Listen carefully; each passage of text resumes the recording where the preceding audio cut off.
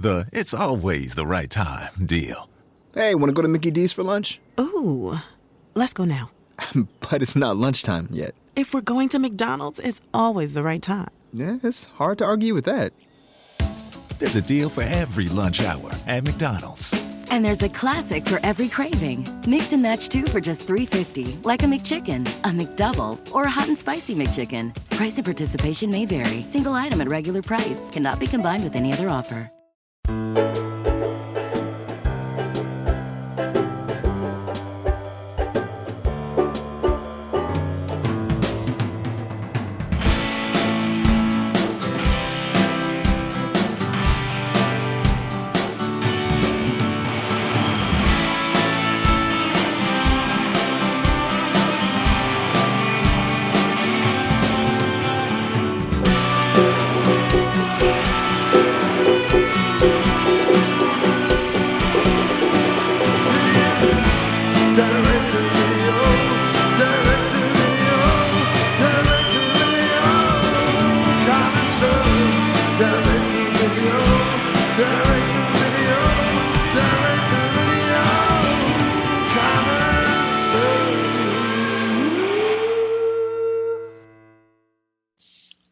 Welcome everybody back to the Direct-to-Video Connoisseur. Matt here as always, and this week I'm joined by two special guests who are no strangers to our podcast here. Once again, we welcome back Brett and Ty from Comeuppance Reviews. Welcome, guys. Hey, how's it going? So, and I'm happy to be here. Yes, you guys are furthering your record as yes. most guest spots on the I was thinking that like this is our 25th appearance, right? Right. It's like Exactly, right. It's almost like what was it on the early days of Conan O'Brien where he would have like Dr. Joyce or like Al Roker on all the time. Yeah, it's like Abe Vigoda. Right, Abe Vigoda, you know, that's right. Yeah, star of Shannon Films is Keaton's Cop. Right. Keaton's gonna get you. There's a song, right? A great song. Did you see that one, Matt? No, I don't think I've seen that one. Okay, I'll see where it's available. Yeah, I might have to check that one out. I would recommend it to people because the cast is quite elderly and it's kind of fun to watch. It's almost like the Cocoon of action movies. I mean, that's a perfect description. I mean, it's crazy to think with Abe Vigoda. I mean, he was elderly during Barney Miller in the 70s. Yeah, that's his career. His career as a guy who's old, and he rode that through the 2000s. You know? He did. It's amazing. I mean, yeah, I remember he was on Conan at one time, and he was talking about how he was reported as being dead. And that was like a whole big thing about like how, you know, he isn't dead. You know, he's on Conan O'Brien right now. So. Well, we were all very relieved, but he has dipped his toe into the action movie world with Keaton's Cop, Which is yeah, definitely a good segue into what we're talking about: wacky people and action movies. Yeah, so I mean, this podcast episode idea, I think it sprung initially from the PM Entertainment episode that you guys did, which was really great. And the funny thing about that list, of course, is that you guys had your 5, and it was identical to my. I mean, it wasn't the order wasn't the same, but the movies were the same, right? It was the same 5 movies. And, that's amazing. Yeah, that was amazing. Yeah, and we got off that call. You know, we got off the recording. We did our kind of post-recording conversation. And the after show, right? Yeah, after show, which we don't. Which we got to start recording. I know we should. Yeah, I've already talked about like those things like Patreon. Maybe that's what we could do with like a Patreon, like, you know, like, oh yeah, you well, it's like The Talking Dead, right? It's like, remember in The Walking Dead that zombie bit that guy? That was great.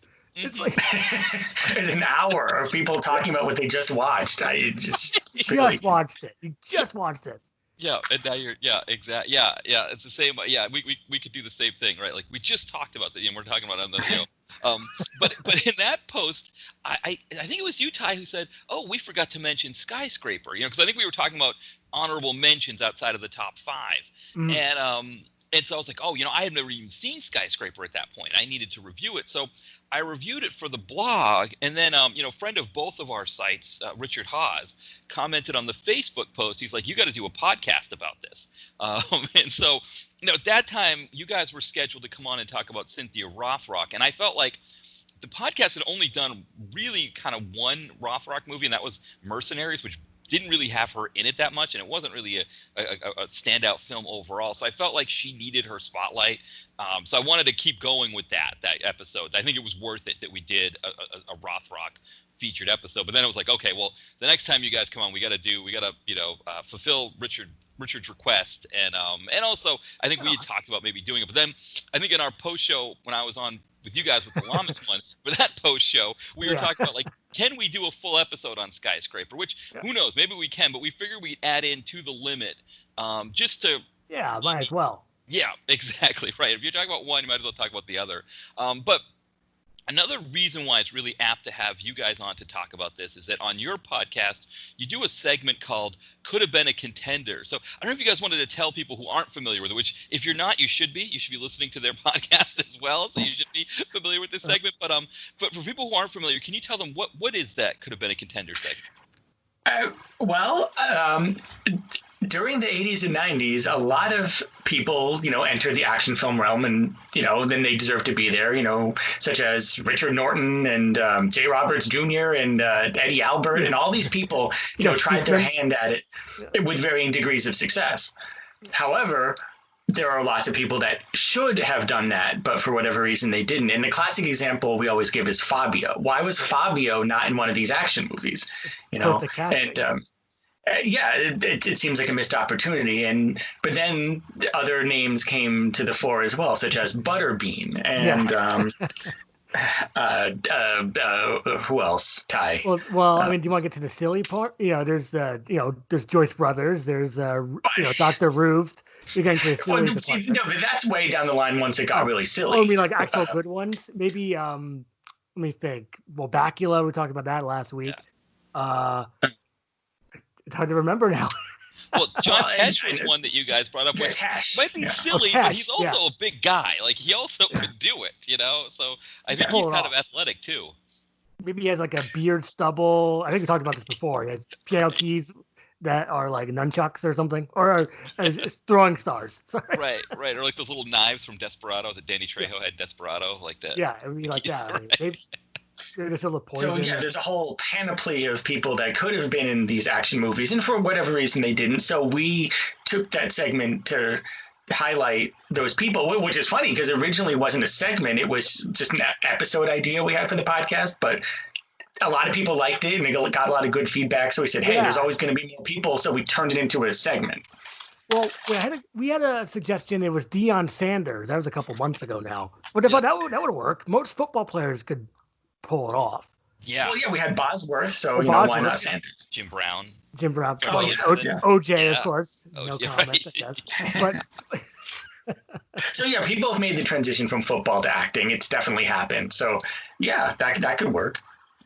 Yeah, and I think the fact that we're looking at 2 PM Entertainment flicks that starred Anna Nicole Smith. Now, To the Limit is definitely more of kind of like it's got action. I mean, I think we talked about it. Like, there's 2 exploding helicopters in that movie, 4 cars that are flipped over. So compared to your average, like spy, thriller, espionage, yarn kind of thing that this ends up being, there's a healthy amount of action, but it's not really an action movie. It's probably what you would have expected an Anna Nicole Smith movie to be. But Skyscraper is something that I think you and I, Ty, were talking about is in our top 10 of PM Entertainment's. Bulletproof Action for their list of top PM Entertainment, which actually I didn't realize this at the time. Our friend Will from Exploding Helicopter contributed to that list. He did? Okay, that's cool. I'll have to check that out. Yeah. They have it at number 5 on their list. Oh, number 5. So they had it even higher. It's interesting. Their list doesn't include Hologram Man, which we both had on our top 5. That's an oversight. Yeah, I mean, everything else though that we had for our top 4 is in there somewhere in their list. So I think it's pretty universal. I think on what people think are some of the best. They had Rage above Recoil, and we had Recoil above Rage on our lists. I think Rage is in my second 5.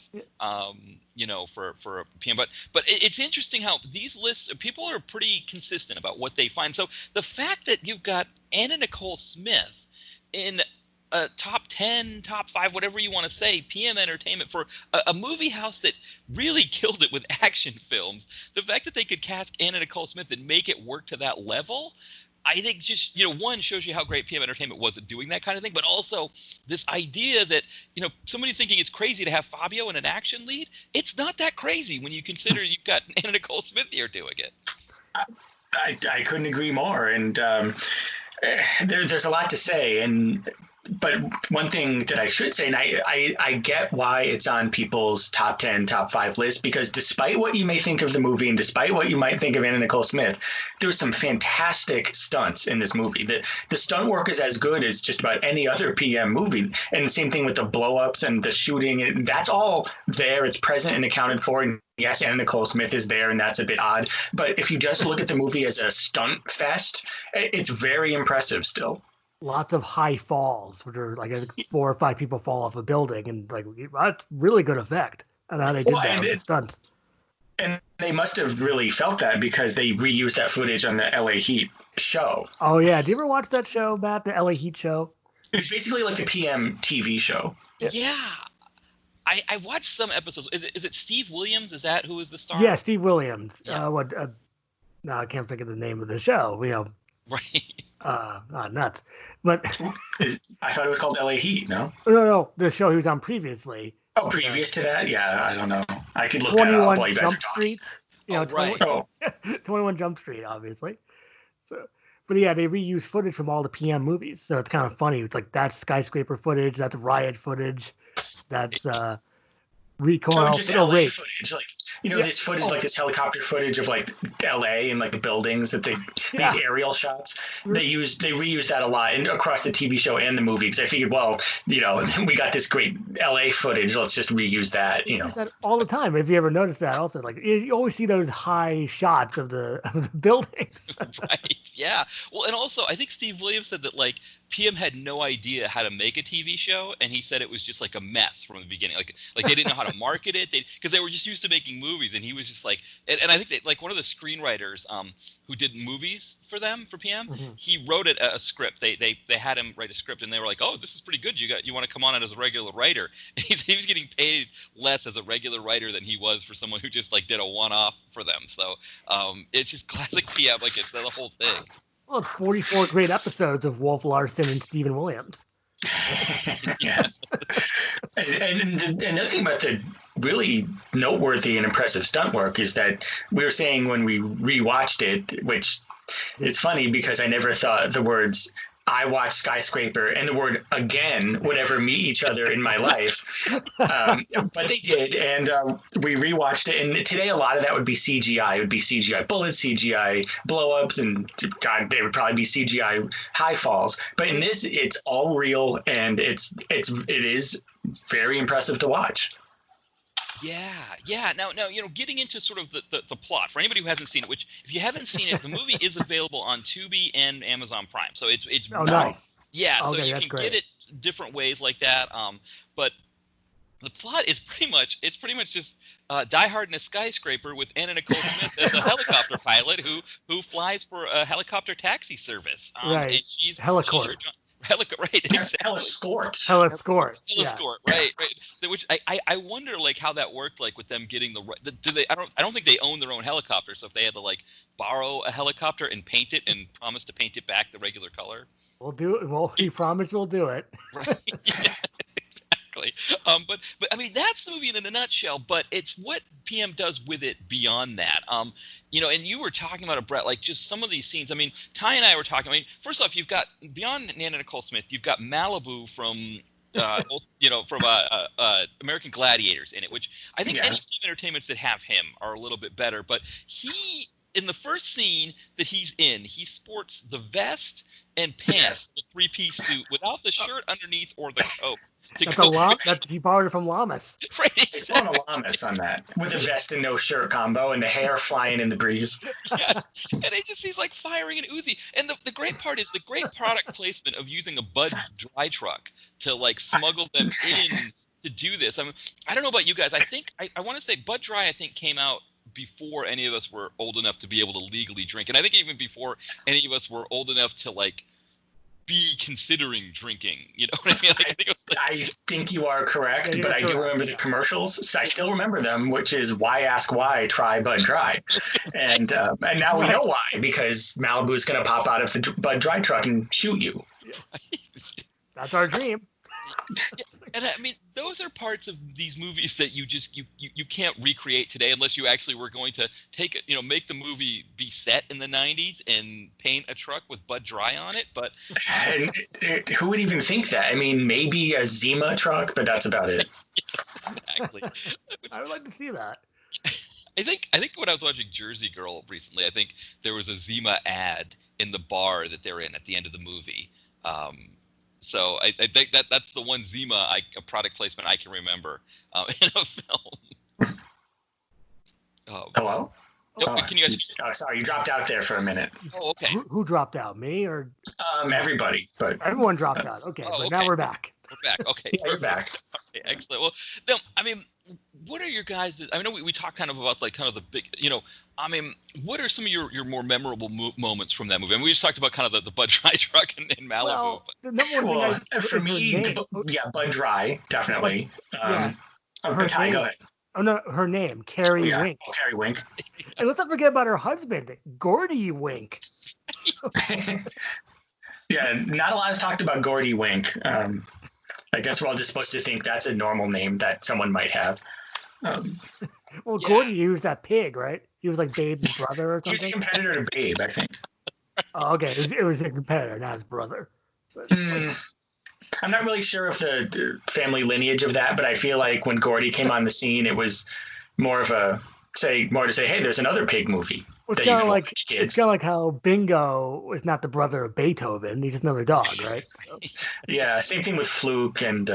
Look, But Jack Bradley taking over on American Ninja, right? It's like he's not Dudikoff. He's somebody, right? It's some other. that's a American good point. Right. He's Yeah, the, that's a good he's the comparison. Fluke. well, but as we said in our review, when Malibu fights Anna Nicole Smith, and there is at least one fight between the two, and they both have this long flowing blonde hair, you can't really tell who's who. Right. No, I couldn't tell. I really couldn't tell. So it's a little confusing. However, because it's a Die Hard in a movie, as we call them, and this, let's face it, Die Hard in the building, it's not. They didn't change the location too much, but of course it has to have. And I say this in quotes: the Eurotrash baddie, the bad guy of it all has to have some sort of indeterminate accent. Right, And- Jacques. Yeah, his name is Jacques, and that should have been played by Malibu. I think Malibu should have been the main bad guy instead of just an underling. Yeah, and I think you can make your main bad guy if you made him Scandinavian. We would accept it without the accent, right? We could. Malibu wouldn't have needed to have a foreign accent if we said he was. Right. I think Yeah. Scandinavian and Dutch. Those are the two where you people. A lot of times people learn English from such a young. I mean, Dolph is a great example, right? I mean, he has pretty much no accent, so we That's would amazing. buy it, if you wanted to call him Dutch or call him, I guess what are we talking about? It's PM Entertainment. You can call him German or French, and we still would buy it if you didn't have. Yeah, an accent, I'll so- buy it because it's Malibu. Right, exactly. I mean, Malibu definitely has screen presence, but there's other kind of wacky characters in it, like Carrie Wink's boss Chauncey, and also the sort of Don Knotts-esque kind of scaredy cat front desk man that What's she his kind of name teams now? up Is it with. Dudley? It might have been. I don't remember. But, I think last time we talked, I think it was on our podcast where we talked about the front desk man and how it's the most dangerous job in America. And so that happens in Skyscraper. If you're looking for that, that is in Skyscraper. The front desk in the building is not looking too good. We were worried about this, like, this guy is not gonna make it. It's like, here we go again. Well, because what's funny is the two front desk guys that he goes in past, right? Because he's working the front desk on an upper floor, but that main floor front desk guys, I think what was stunning to me about those two guys getting taken out was that there were no silencers involved, right? These were baddies who didn't care if they made a lot of noise. They took out the front desk guys without silencers, and didn't mind that there was that loud report from the gun. Usually, right, when the front desk guys get taken out, it's with a silencer gun, right? It's like right, exactly, right.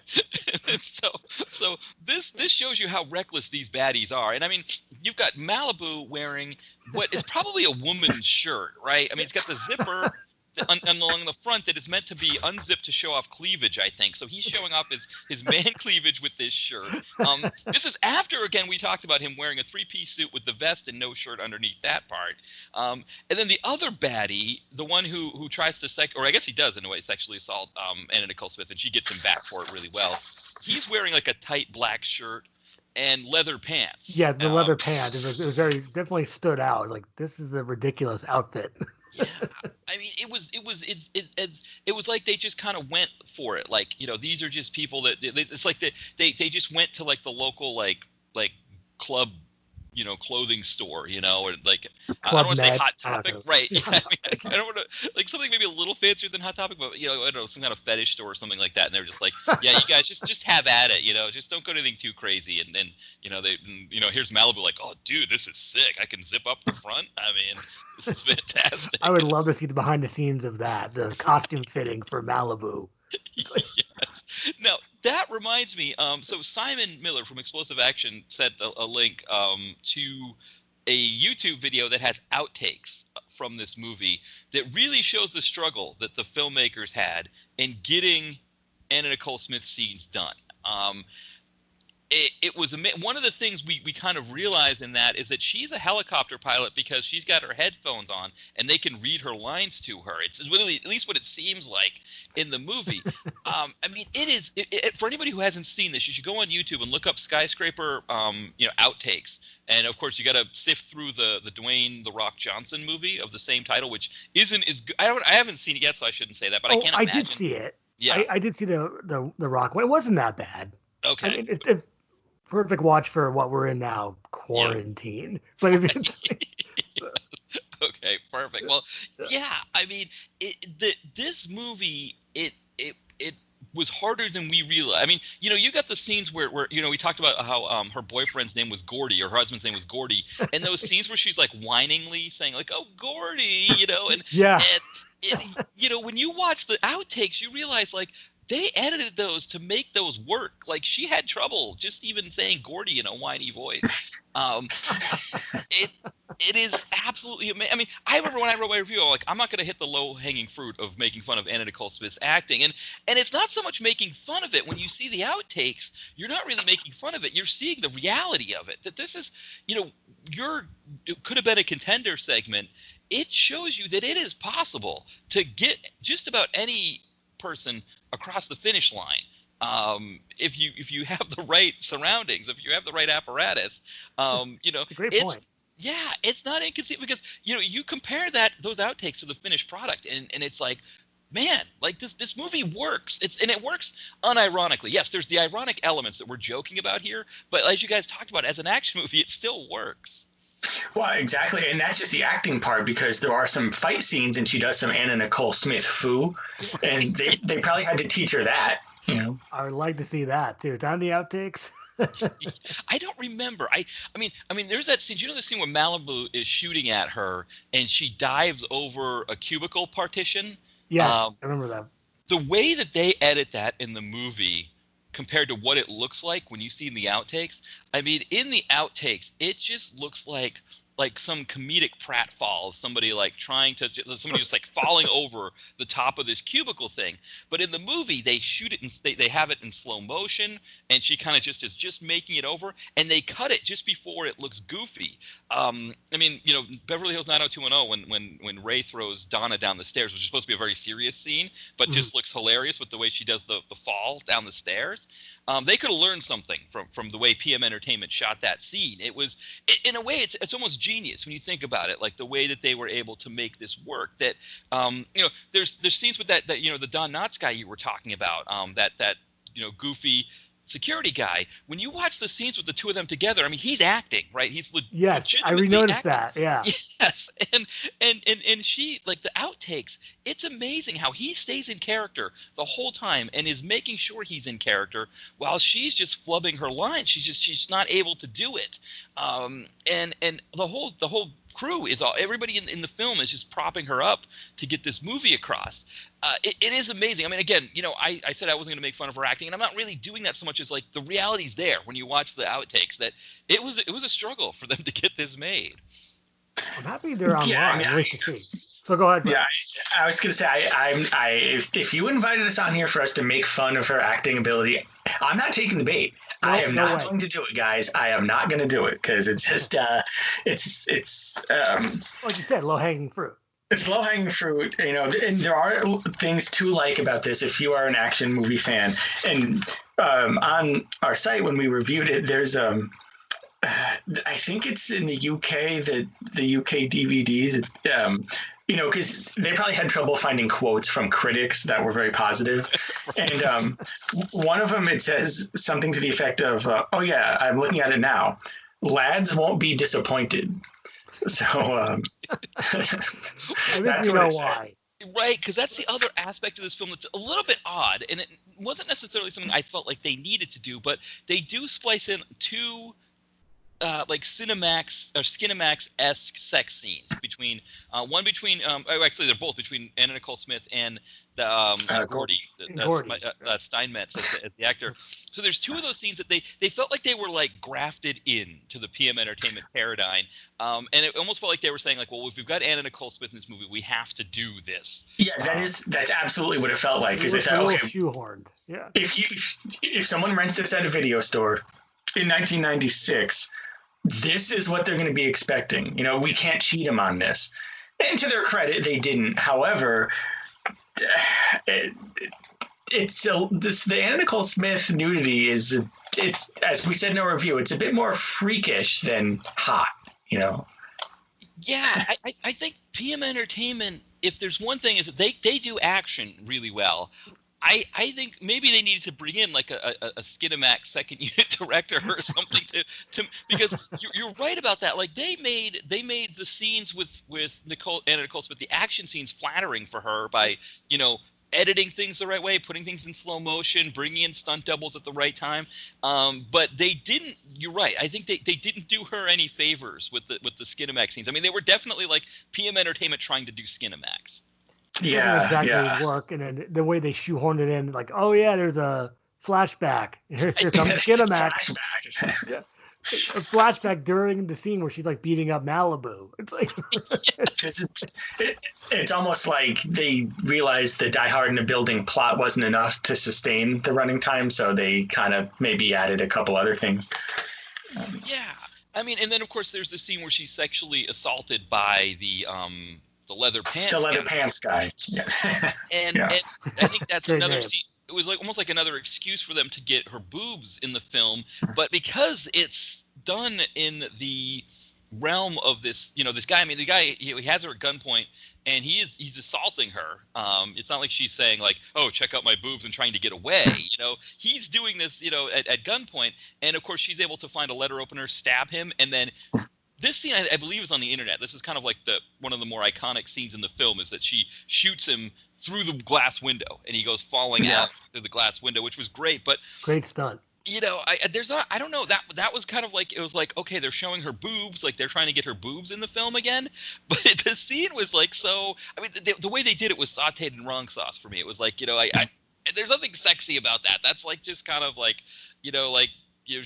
this guy, this is bad. I don't. This seemed a little unnecessary. They could have switched that around or something. Made it more not erotic, but made it more like do something different besides an assault. Yeah, I mean, they could have done it that way, where it's like he's got her at gunpoint at a distance, right, and they're facing each other, and she shows her boobs, and he's like, what, and then she shoots him. Yeah, perfect. Right, that would have been good. Yeah. It would have been more in keeping with the tone of the movie as well, I think. That's a good point, too. Yeah, because even though there were a lot of killings in this movie, they were all that kind of die-hard Hans Gruber shooting the yuppie kind of fun. I mean, not all of them, actually. There were some innocent hostages who got shot as well. But I mean, of course, there's that woman who just happens to be dressed exactly like Anna Nicole Smith's character, including a flight suit, right? Or like her helicopter outfit, I guess. Yeah, but she works in an office. Yeah, she's wearing a great jumpsuit, right? As an office, jumpsuit. Right? I mean, so. Yeah, I mean, this movie, I always say when you do Die Hard in a blank, it needs to have a little something extra to make it work. And I think this movie does that enough. I think it does enough to make it where you're like, okay, yes, we're going over this well. I mean, we're not just talking about Die Hard in it. We're talking about Die Hard in a skyscraper, which is what the original Die Hard was. So it's I always think that's hilarious. Right, exactly. I mean, maybe their thinking was, well, you said they need something extra. Maybe they figured the extra wouldn't be the building where it takes place. It'll be the Anna Nicole Smith factor. So, they probably said, okay, we'll keep the building, but we'll change it up by getting her. Yeah, I mean, it worked in that sense. But I think also, too, I mean, that the Bud Dry shootout in the alley scene is one of the best that PM's done, where it's just like, they're doing some kind of exchange with like nuclear codes or something, and we see a guy with a rocket launcher attached to his back crawling down the fire escape, and we know that that's just going to be great. And then this Bud Dry truck pulls up, which is just maybe some of the best product placement I think I've ever seen in a movie. Yeah, I agree. 100% agree. Yeah, and so out comes Malibu. I mean, usually, right, the people who come out of the truck to do the shooting in a PM flick are people in ski masks, or they're in black of some sort, and at the very least, if they don't have ski masks on, they're like big guys with like black blazers, and black shirts underneath, maybe ponytails, things like that. Yes. So you see Malibu here again, dressed the way he was dressed, which was, like you said, just a page out of Lorenzo Lamas, and the man mane is just flowing, and he's hosing them down with Uzi fire. They're trying to get away. Then the rocket launcher is blocking their path that way, so they realize the only way we can get out is through the Bud Dry truck. And backwards, right? Because there's no room to turn around in this alley. You can't turn the car around. So you've got to back this thing through. And luckily there was a ramp because, that's right, the ramp was there because the guys were coming down the ramp to shoot. Yeah. Here comes the ramp. Right. So I guess to get the kegs or the cases of Bud Dry out of the truck, they had that ramp come down. So it backs out and through the truck. I mean, this is like the first 10 to 20 minutes of the movie. It's pure PM. It's someone, and the movie. I don't know that it ever maintains quite that level, but it also at least it lives up to that level throughout. I think, which what makes it work. Yes, I agree with that. And what's interesting as well, there's a couple things. One is they could have said, we got Anna Nicole Smith, and then they kind of, would slough off the rest of the movie. But no, they didn't. They took the fact that they had her, but they still did their normally high level of stunt work. They could have just brushed that aside, but they didn't. They gave you Anna Nicole Smith, and they gave you the time and effort laden stunt work. You know what I mean? So they kept her and that. They didn't have to do that. So I think that level of effort is appreciated by the viewers. And the other thing I would say is you also get rocket launcher vision, where we see the rockets from the. It's like there's like a little camera on the rocket itself, so you see the rocket kind of traveling almost from like the rocket's point of view. Yeah, that was awesome.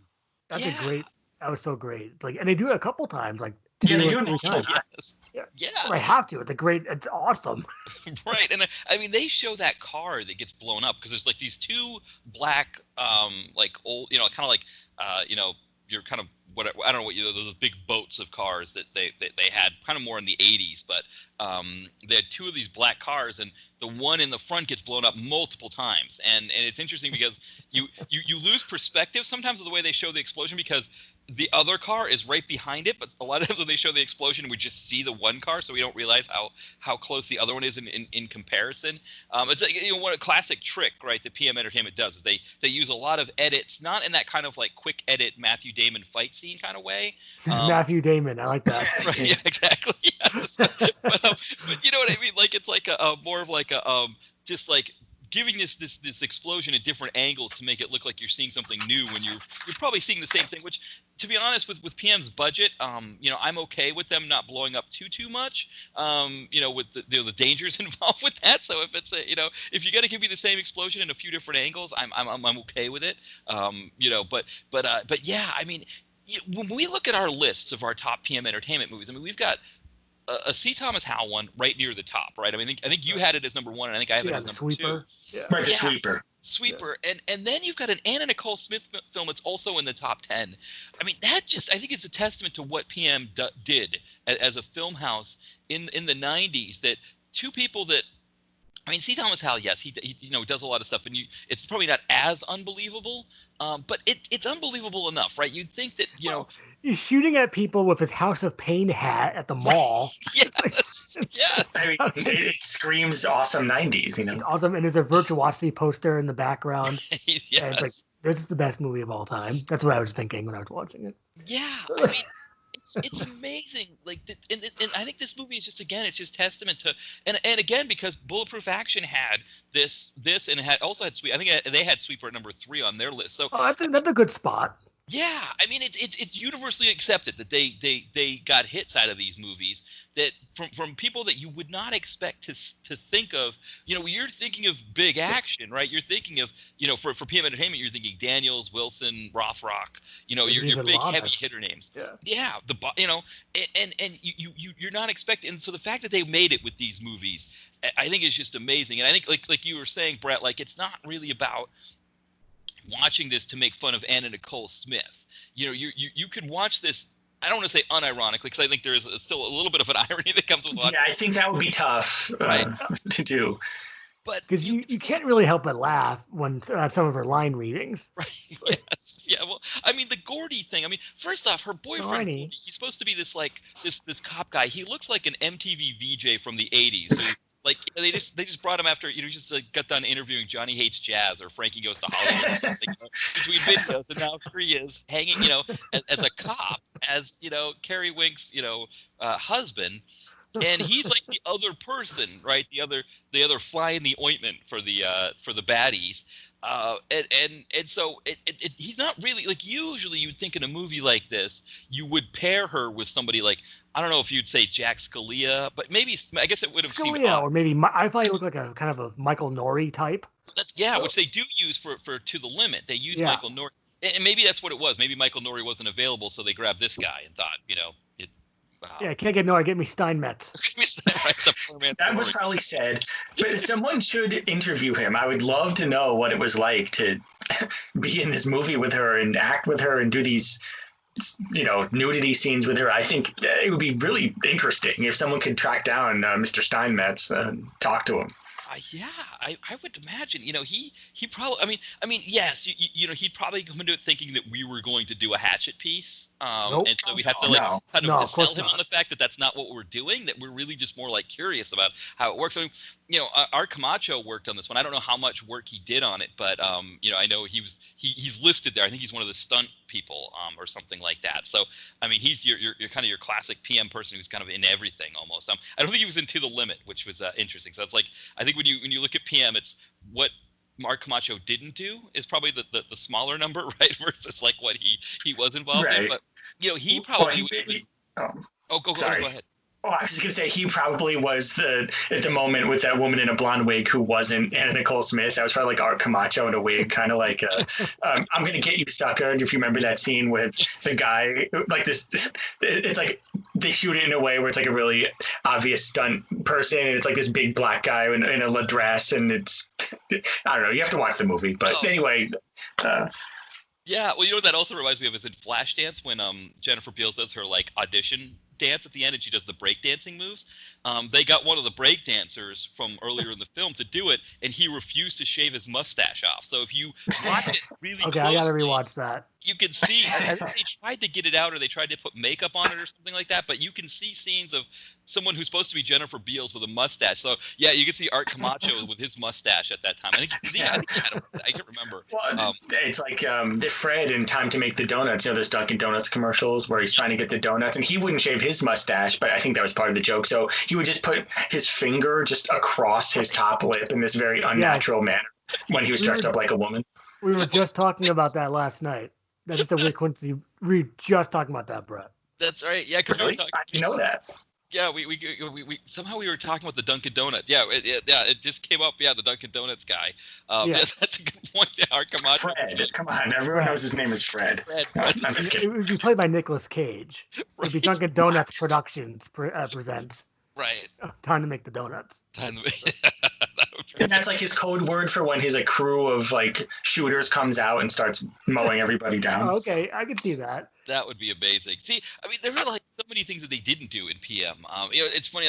When I was doing Ring of Fire on the last episode, Ring of Fire 3 with Will from Exploding Helicopter, and he was talking about why PM didn't do a movie set in a hospital, right? Where it's just Die Hard in a hospital, or just like a hospital that just constantly has it's in a bad part of town.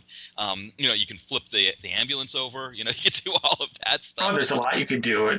But then John Woo came. He came along and. Was it Hard Boiled the Killer? Hard Boiled, yeah. He kind of made it so you couldn't do that scene because I don't know how you would top that. Yeah. Now looking at this one compared to the Limit, I think one thing that I consider with these two is that Skyscraper is your kind of your standout 90s actioner that I think everybody should watch, whereas To the Limit feels like that 90s premium cable kind of yarn kind of thing that it kind of brings you back to that period of the 90s where you'd go on Encore or maybe HBO or something like that late on an off time when they wouldn't be showing their feature films.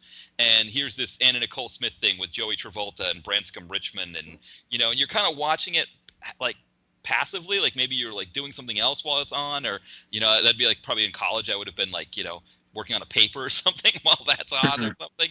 It didn't feel, it's not the same kind of movie. I think it's not your top 10 PM entertainment movie that Skyscraper is, I don't think. Oh, I would agree. I mean, it's kind of cut from a different cloth. They probably said, well, we don't want to do the same thing twice with Anna Nicole, so we'll give her something a little different. The thing that's most disturbing. Go ahead. The thing that's most disturbing, though, about To the Limit is, kind of there's a point in the movie. I think it's maybe later on in the movie where she has chin length, straight brown hair. Yes. And she looks almost exactly like Monica Lewinsky. That's a good one. And I feel like at the time, if they wanted to make a Monica Lewinsky TV movie, they really should have cast Anna Nicole Smith. It would have been perfect. And if you don't believe me, just watch To the Limit. To anyone out there. Oh, go ahead. Go ahead, Ty. Oh, I was just laughing at that because it's so perfect casting. So, we also want to say it doesn't seem like it. If people try to imagine this, it might not work in their minds. Believe me, we couldn't have imagined it either. But once you see her with that kind of Lewinsky-esque hair, and I think she even has a beret, which kind of somehow makes her look even more like Monica Lewinsky. Yes. So, I mean, if we're talking about 90s nostalgia a little bit, that definitely plays into that as well. Yes. Well, she could be an action star, Lewinsky. So it's she's getting her revenge, yeah. She's getting her revenge on Bill. So it's I wonder if you see her Twitter now, she's definitely kind of more serious and kind of also kind of has been more I think she has kind of struck back against some of the way that things were covered. So I don't know if she would do something like that, but man, she was great. I think you're right about that. A kind of an action. Yeah, I mean, I think if you paired her with with somebody else, maybe Cynthia Rothrock, they could be buddy cops. Right, sometimes they have to team up with a lawyer or something. Yes, yeah, or some sort of paper pusher, right? Oh, well, yeah, or I'm thinking Death Warrant, how Van Damme's on the inside, but was it Cynthia Gibb is kind of working on the outside? Or Fair Game, right? Cindy Crawford. Fair Game. Cindy Crawford. Yeah, so she's a lawyer. The DA. DA, right? She's she could be the DA.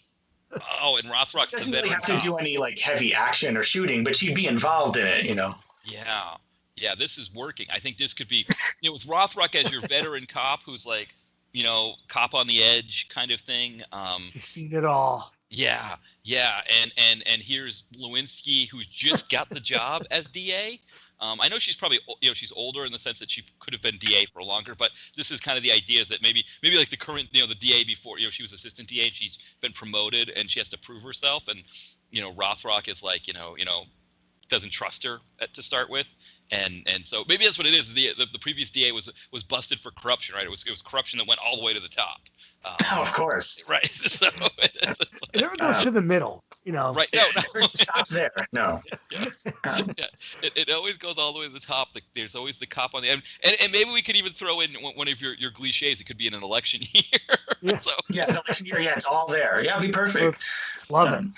But something else I want to mention about To the Limit, though, interestingly, it's not a sequel to Skyscraper, as you might think. It's actually a sequel to Da Vinci's War.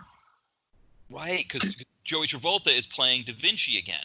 Yes. Right. So you think, hey, it has Anna Nicole Smith. It must be a sequel to Skyscraper. No, it's not. It has nothing to do with Skyscraper. It's a sequel to Da Vinci's War, which is definitely a curveball when it comes to what you might think the movie is. A sequel like, to A, a very... why does Da Vinci's War have a sequel? And B, why is this it? Yeah. It makes no sense. That's what's so funny. Well, the thing about Da Vinci's War has that great typo, right? Harmless vets. Yeah, they say like welcome homeless vets, and they spelled homeless wrong, which not sure. Which I don't know if they did on purpose, kind of like when a kid turns the S around, for their lemonade stand, or not, or they just spelled it wrong. Oh, we don't know. It's one of the mysteries of life. We have to ask Joey Travolta. With PM Entertainment, right? The proofreading time was pretty minimal, I imagine, right? Yeah, I would think, yeah. Right. It's like they were just like, okay, homeless vets, close enough. Let's see how many helicopters did we blow up in this one? I mean, To the Limit has 2 helicopter explosions, which for a friend Will, exploding helicopter, I feel like that's got to be some kind of a special category of movie. For a movie that does not have the kind of action quotient that Skyscraper does, to have 2 helicopter explosions is pretty immense. Oh yeah, that's interesting how that was well said. They had to fill their action quotient somehow. So rather than do a bunch of different things, they went with 2 exploding helicopters. That is definitely an interesting decision. You usually only get 1, right. So to get 2 or more is fantastic. I know that's why Broken Arrow has like 3 or 4 of them. It's like yes, there's so many of them. Right. Yeah, which I saw in the theater, and I didn't really appreciate it at the time. Yeah, I think the first explosion in this one, in To the Limit, I think it's recycled from the Ring of Fire 3 helicopter explosion. The one with the old guy? Yes, I believe. Yes, I forgot about that. I mean, it's not the old guy itself. Like they don't show, it's different people in the helicopter, but the actual helicopter blowing up scene, I think it's the same one as what they do. I mean, to be fair, right? At least in this movie, it's a little bit more believable that the helicopter, because the helicopter has a bomb on it. Like the guy. I mean that great scene of the guy, like right when. Will was talking about in the previous episode he was on with me that he has a sixth sense about knowing when a helicopter is going to explode. I mean, when you're watching the scene, yeah, because he was saying like there's a second helicopter appearance in Ring of Fire 3, and I was like, were you feeling like maybe there could be a second explosion here? And he's like, no, I just had a sixth sense that it wasn't going to blow up. I can't tell you why. I just knew they weren't going to blow that one up. That's the best sixth sense to have of all time. Well, because I think he's watched so many of them that he can just intuitively, surmise what's happening. But if he's listening, I do have one. I saw recently. It's called Covert Assassin with Roy Scheider. There's a helicopter explosion in that. And that's not on his letterbox list? I didn't see it there, but if it is, I missed it. He has a lot as 500. I was looking at his page. But it does have him alphabetized, which helps. I was going to say, if you watch enough of these movies, you can actually develop that sixth sense. So if you're listening to this and you're like, oh man, I don't have that. Right. Just watch all these movies and you can actually work on it. You can develop it because like sometimes they'll show a shot of the sky with the helicopter in it and you go, uh-oh. You kind of know what's going to happen. There'd be no other reason for that shot. Or you have someone. Yeah. So go ahead. Well, no, I was going to say, like, I think we all could tell with To the Limit when the bad guy is there with his like goatee and his bald hair and he's watching. Do you mean Joey Travolta, sir? No, the other guy, the bad guy, okay. Right? The guy who wasn't Joey Travolta, but was like he had like a big goatee, right? Like kind of a big bushy goatee. Oh yes, he's like a gangster, right? Like right. The tattoo guy that was like I can't remember what his name was. Jameson? Was that his character name? Jameson? That sounds right. Yeah. When he gives that guy the case, and that guy climbs into the helicopter with that case, like you just know that there's no way that helicopter is going to make it. That case is going to blow up, and it's just like waiting for when they're going to show it, And so when the guy starts playing with the money and he realizes that everything underneath it is a blank piece of paper, it's like, okay, yep, Here we go. Let's just do it. It's Hit amazing. But it's like even when you know what's coming, it's just so fantastic to see that. Oh yeah, that doesn't take away from it at all. Oh no, I love any helicopter explosion. So I go yes. Because how we were saying that the front desk man is the most dangerous job in America. I think helicopter pilot might be the second most dangerous job in America. Well, that brings up a great point when we go back to Skyscraper, because in that movie, Anna Nicole Smith is a contractor, right? As a helicopter pilot. It does make you wonder how many of these helicopter pilots. I mean, a lot of times it seems like these baddies have unlimited resources, and so they've got their own in-house helicopter pilot who's also evil, and so you don't necessarily feel bad that he's blowing up with the helicopter. But it does feel like sometimes you wonder how many of them are outside contractors who are just. It's a good point. Well, how many of them are being? Oh, sorry. No, go ahead. Sorry, go ahead. I said how many of them are being heli-escorted around L.A. Right. That was worth it. Right. Because one of the funniest line readings I thought from Anna Nicole was when he was talking to she was talking to the bad guy, the Shakespeare guy. Right. He's like, I have to report this, sir. Yeah, that's true. I mean, to me, if there's any black mark on Skyscraper, it's not Anna Nicole's acting ability. It's that there's a couple annoying characters, really only one, and that Shakespeare quoting guy is kind of annoying. Yeah. I wish it was less annoying. And as Ty pointed out when we were watching it again, it's like this kind of character that quotes Shakespeare. It's a little cliche. It's a little annoying. Yeah. So I've seen that kind of character before. It's like, again. Right. Yeah. It's this idea, right, that you want to have this Hans Gruber like Shakespearean actor as your baddie. Oh, that's a good point. And I mean Hans Gruber. I mean he's technically playing a German, even though he's there with his and then Jeremy Irons is the same character in the third Die Hard. So I think that's like this idea that you want this sophisticated upper class baddie, but you're right. Like I think a lot of times people just don't know how to write that properly, and so what's the best way to do it? Well, just throw in a whole bunch of Shakespeare quotes, that sounds good. Right, exactly.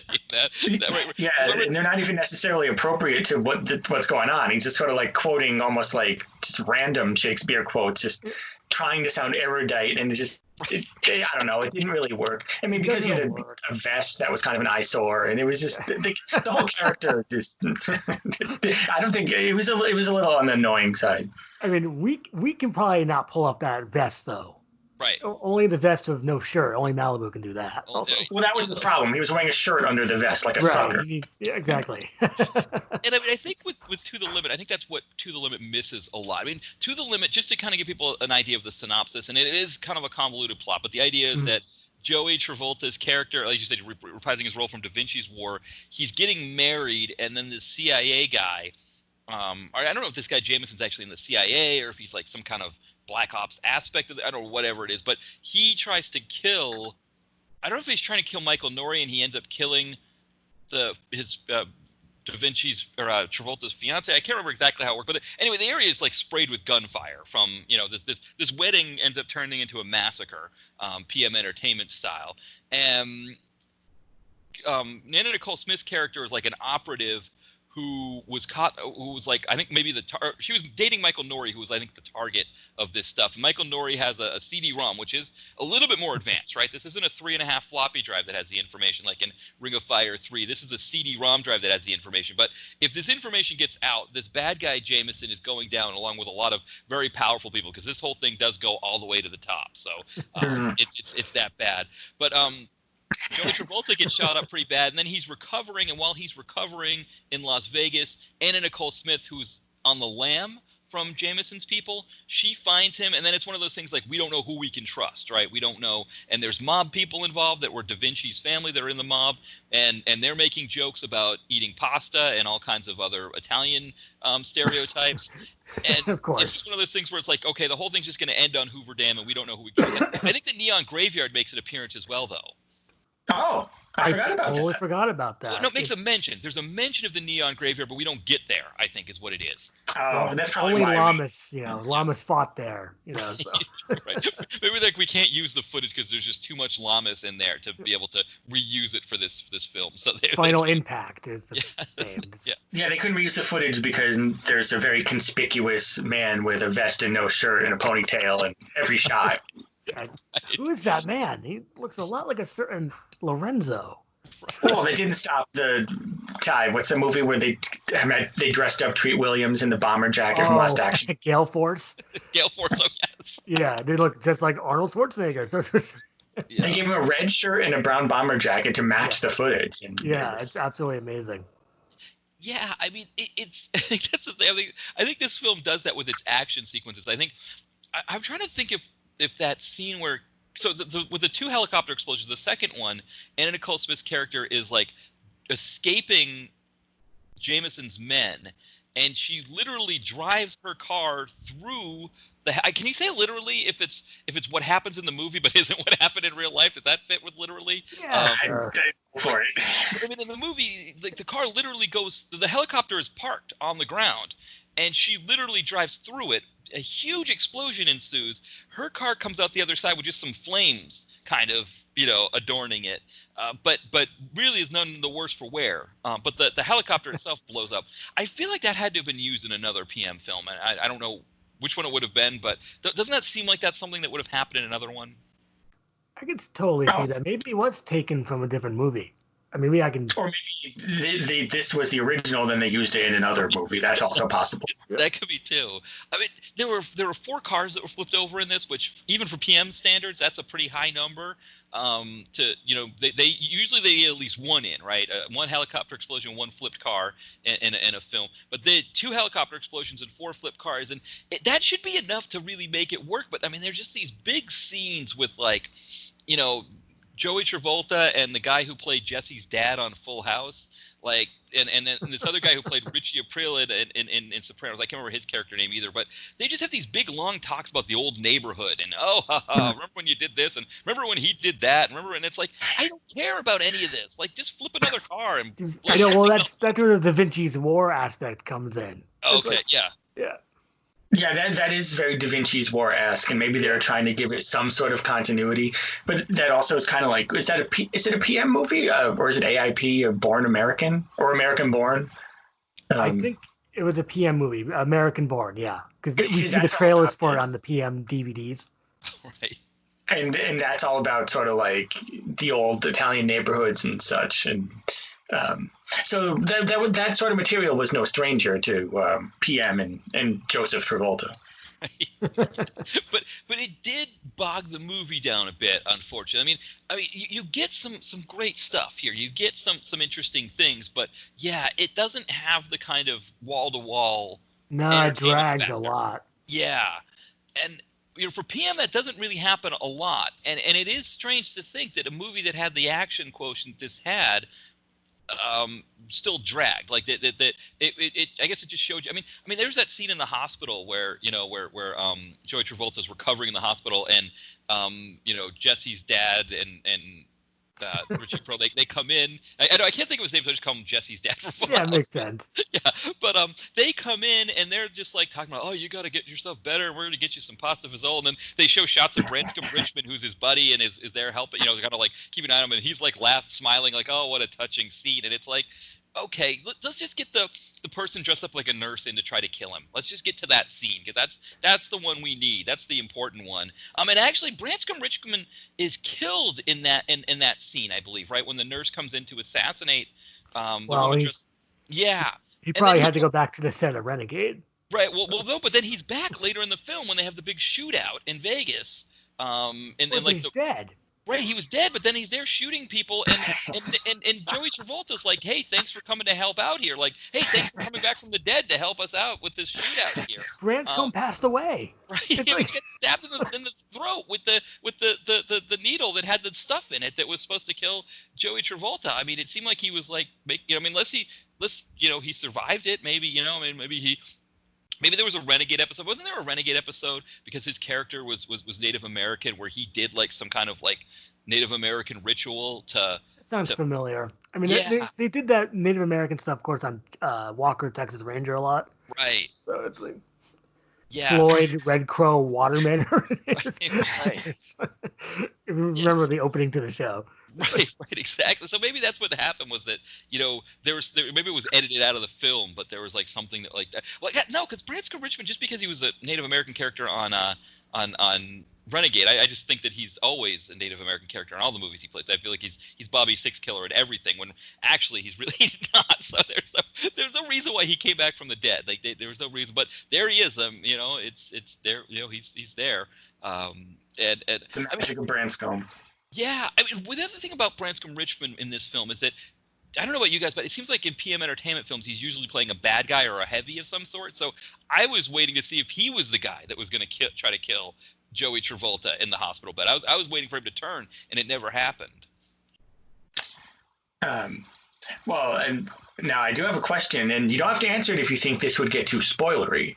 But No, don't worry. Yeah, if anybody's worried about spoilers, I know. My microphone. Oh, Ty, I think you're mic. I'm back. You're back. Okay, we're good.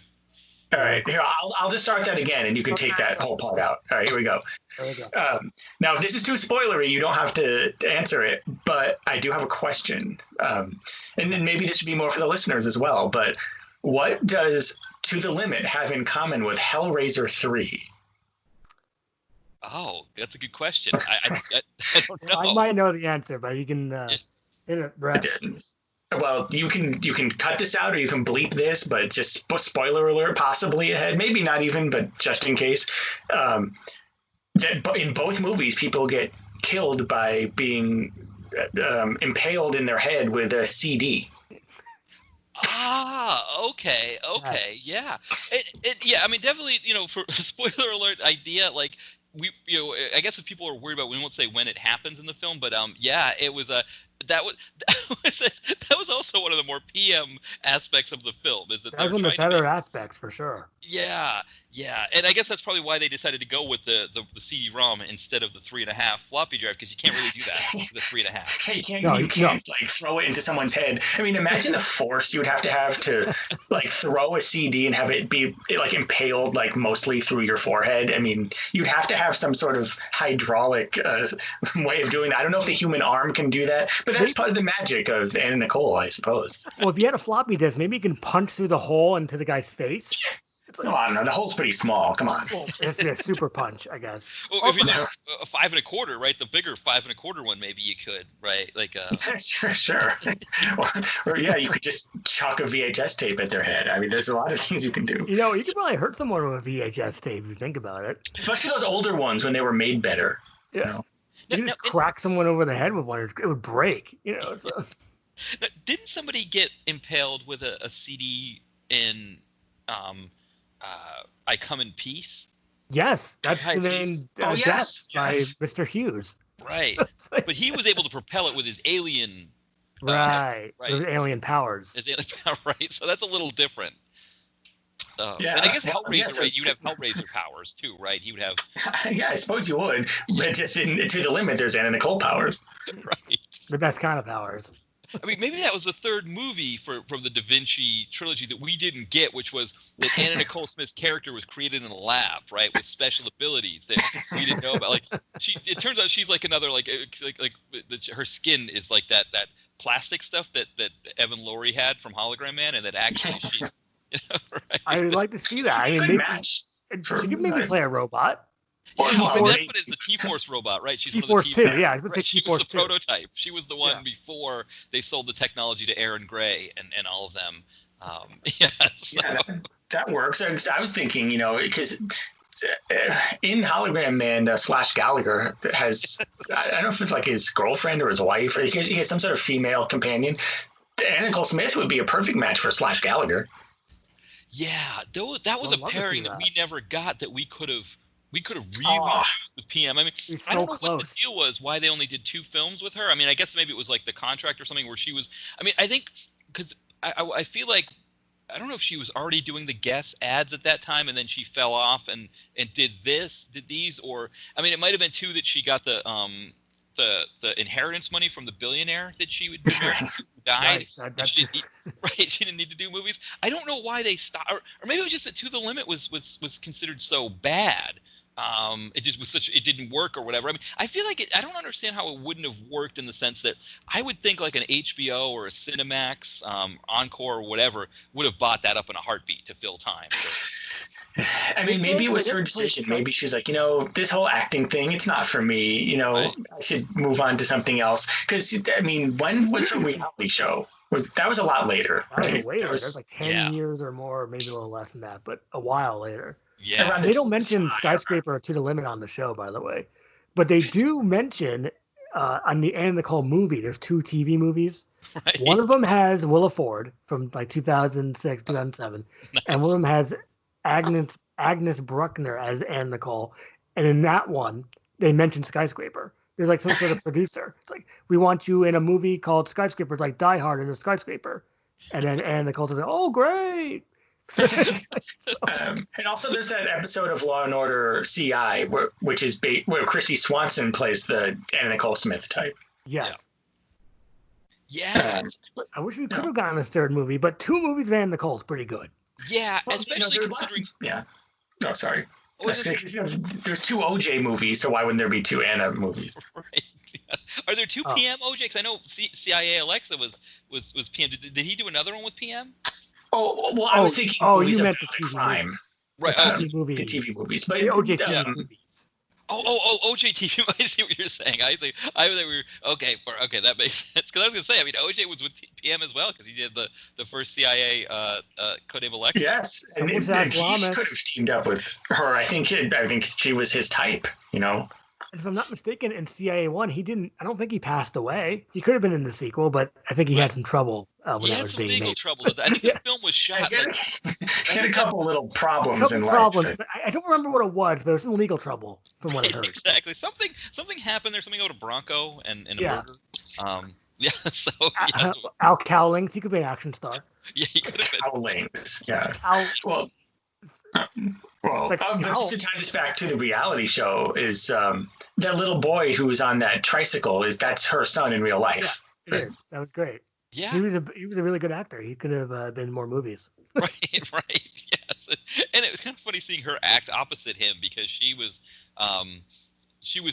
trying to like not be like his mom in the scene. Yeah, you could tell. Yeah, but yet she was his mom. And it was in that way of like. So her character is someone who wants to have a baby, right? So she's trying to be motherly but not be his mom, but she was behaving in that comfort level that someone who is his actual mom would be behaving with him, right? Like the way she was talking to him. Right, yeah, that was probably her best acting. Right, exactly. I mean, it was so obvious. Yeah, I mean, it was definitely there. Now, one question I wanted to ask you guys, that maybe isn't as much of a fun question about this, but we talked about CIA codename Alexa, right, which had Kathleen Kinmont, and I mean she was someone who did some good stuff from PM, and Cynthia Rothrock, of course, did Guardian Angel with PM, and they had some female. Bobby Phillips was another person who did a lot of PM work. You wonder if some of the women who were doing a lot of films in-house, I wonder if maybe there was either how they would have felt about them bringing in Anna Nicole Smith to do these movies, if it was either a sense of like, okay, she's going to elevate our profile so we'll get better pictures as well, or was it a sense of like, why didn't Kathleen Kinmont get Skyscraper or something like that? Well, because she's probably like, oh, Anna Nicole Smith, people love her. So right. Like, no. I mean, like, of course, PM. We know why PM did it, but yeah, I wonder, like, if Kathleen was like, I've been working for this company for so long. I mean, I'm not saying her specifically, but somebody in her shoes might have been thinking, I've been doing this, I've been grinding it out. I mean, in Kathleen Kidmont's case, to be fair to her, I mean, she had to do that love scene with Wings Hauser in Art of Dying. So you feel like, but I wonder if any of them felt like, this isn't right or something, to bring in a model, Anna Nicole Smith, who couldn't really couldn't do action scenes over some of the people that they may have had in-house who had been grinding it out with them for a while. That's true. There's 2 schools of thought. On the one hand, they might feel cheated and feel like that she jumped the line, because they've been working so long, they can act, they can do martial arts. She maybe not so much. So I could see how they might feel cheated by that. Or on the other hand, maybe they saw it as such a freak occurrence, like such an anomaly, like they didn't care because it really had nothing to do with them. Like it's not really a slight towards them. It's just it's almost like a freak rainstorm, just like this weird thing that happened. So I'd like to hope they saw it that way and didn't take any personal offense. But it depends how catty they are. Women can get like that. That's so I'm told. Well, no, but I think you make a good point that maybe you're right, that it was just so outside the norm that it was just like – I was trying to think if PM did anything of that with any male actors, and I can't think of off the top of my head someone who just sort of came in and did one or did a couple and was kind of like a high profile. I mean, because like C. Thomas Howell did a good amount with them, I think. Yeah, a bunch of them. Yeah. Pure Was Danger. it The Big Heat? Was it I'm sorry, what? The Big Heat? Is that what it's called? Yes, right. That was like more of a detective It's like movie. noir. Yeah. You made like 3 or 4 of those, so that's a lot. Yeah, so there wasn't somebody that was like, you'd say like, right, like if you're Gary Daniels, you wouldn't look at it like, man, I've been grinding out these PM flicks and now I'm getting passed over. He got the big ones. He got some of the big ones there. Because you kind of look at Skyscraper, you think of like that's a kind of a plum project. Maybe they didn't know. Maybe if you're someone else too on there, like if you're Cynthia Rothrock or maybe Cynthia Rothrock was doing all kinds of other things too, so you don't know if she was but if you're someone who was working in house for them for a while, like a Kathleen Kinmont, maybe you look at that Skyscraper thing and think this is crap anyway. Like, why would I, want to do this? Because it doesn't look that remarkable, right? Die Hard in a Skyscraper, it sounds pretty cliche. Yeah, we've seen that movie before. I won't say what movie it was. Exactly. So maybe they were offered it and they passed because they thought it was stupid, Yeah. Or like what you were saying, Brett, like they looked at it as like it's just this anomaly thing. Like this is just going to be kind of a publicity stunt thing with PM. That seems like the idea. Yeah. Right. Like hopefully they would have said, this isn't going to take anything away from us and what we do. This is its own separate thing, and it's so off the wall that it's not a slap in the face. It's just this weird thing that happened. Yeah, that definitely seems. That's what they thought. It had to be. Yeah, because I think, we look at Skyscraper as this really great success, but when you really boil it down to what it is, on paper, it can't have looked like it was going to be. I think if you were like a Kathleen Kinmont on there, I can't bring up her name because, she's just something, but Bobby Phillips is another one who did a lot of parts for PM. You look at them, they probably wouldn't think of that as the one that was going to maybe get them over the top. I mean, Kinmont did have starring. I mean, she did have the starring role in CIA Codename Alexa, so there was a movie that was based around her a little bit. But yeah, I mean, what was that movie we saw, Brett, with Kinmont? It was Sweet Justice, or what was that one? That sounds right. And also, she was in Gangland, right? Yes, Gangland. Yes. No, that was an Art Camacho film. Yes, that's perfect. Post PM. But yeah, so I mean, he must have worked with her on some of those and thought, well, hey, it's interesting with Art Camacho. If you look at his stuff, he works with a lot of the same people. Like he just kind of has a group of people that he likes working with, and they Martin Coe seems to show up in a lot of his, and Olivier Gruner and Sasha Mitchell. I've noticed, Richard Grieco. All the best. All the best people. Grieco is awesome. Yeah. But Kinmont,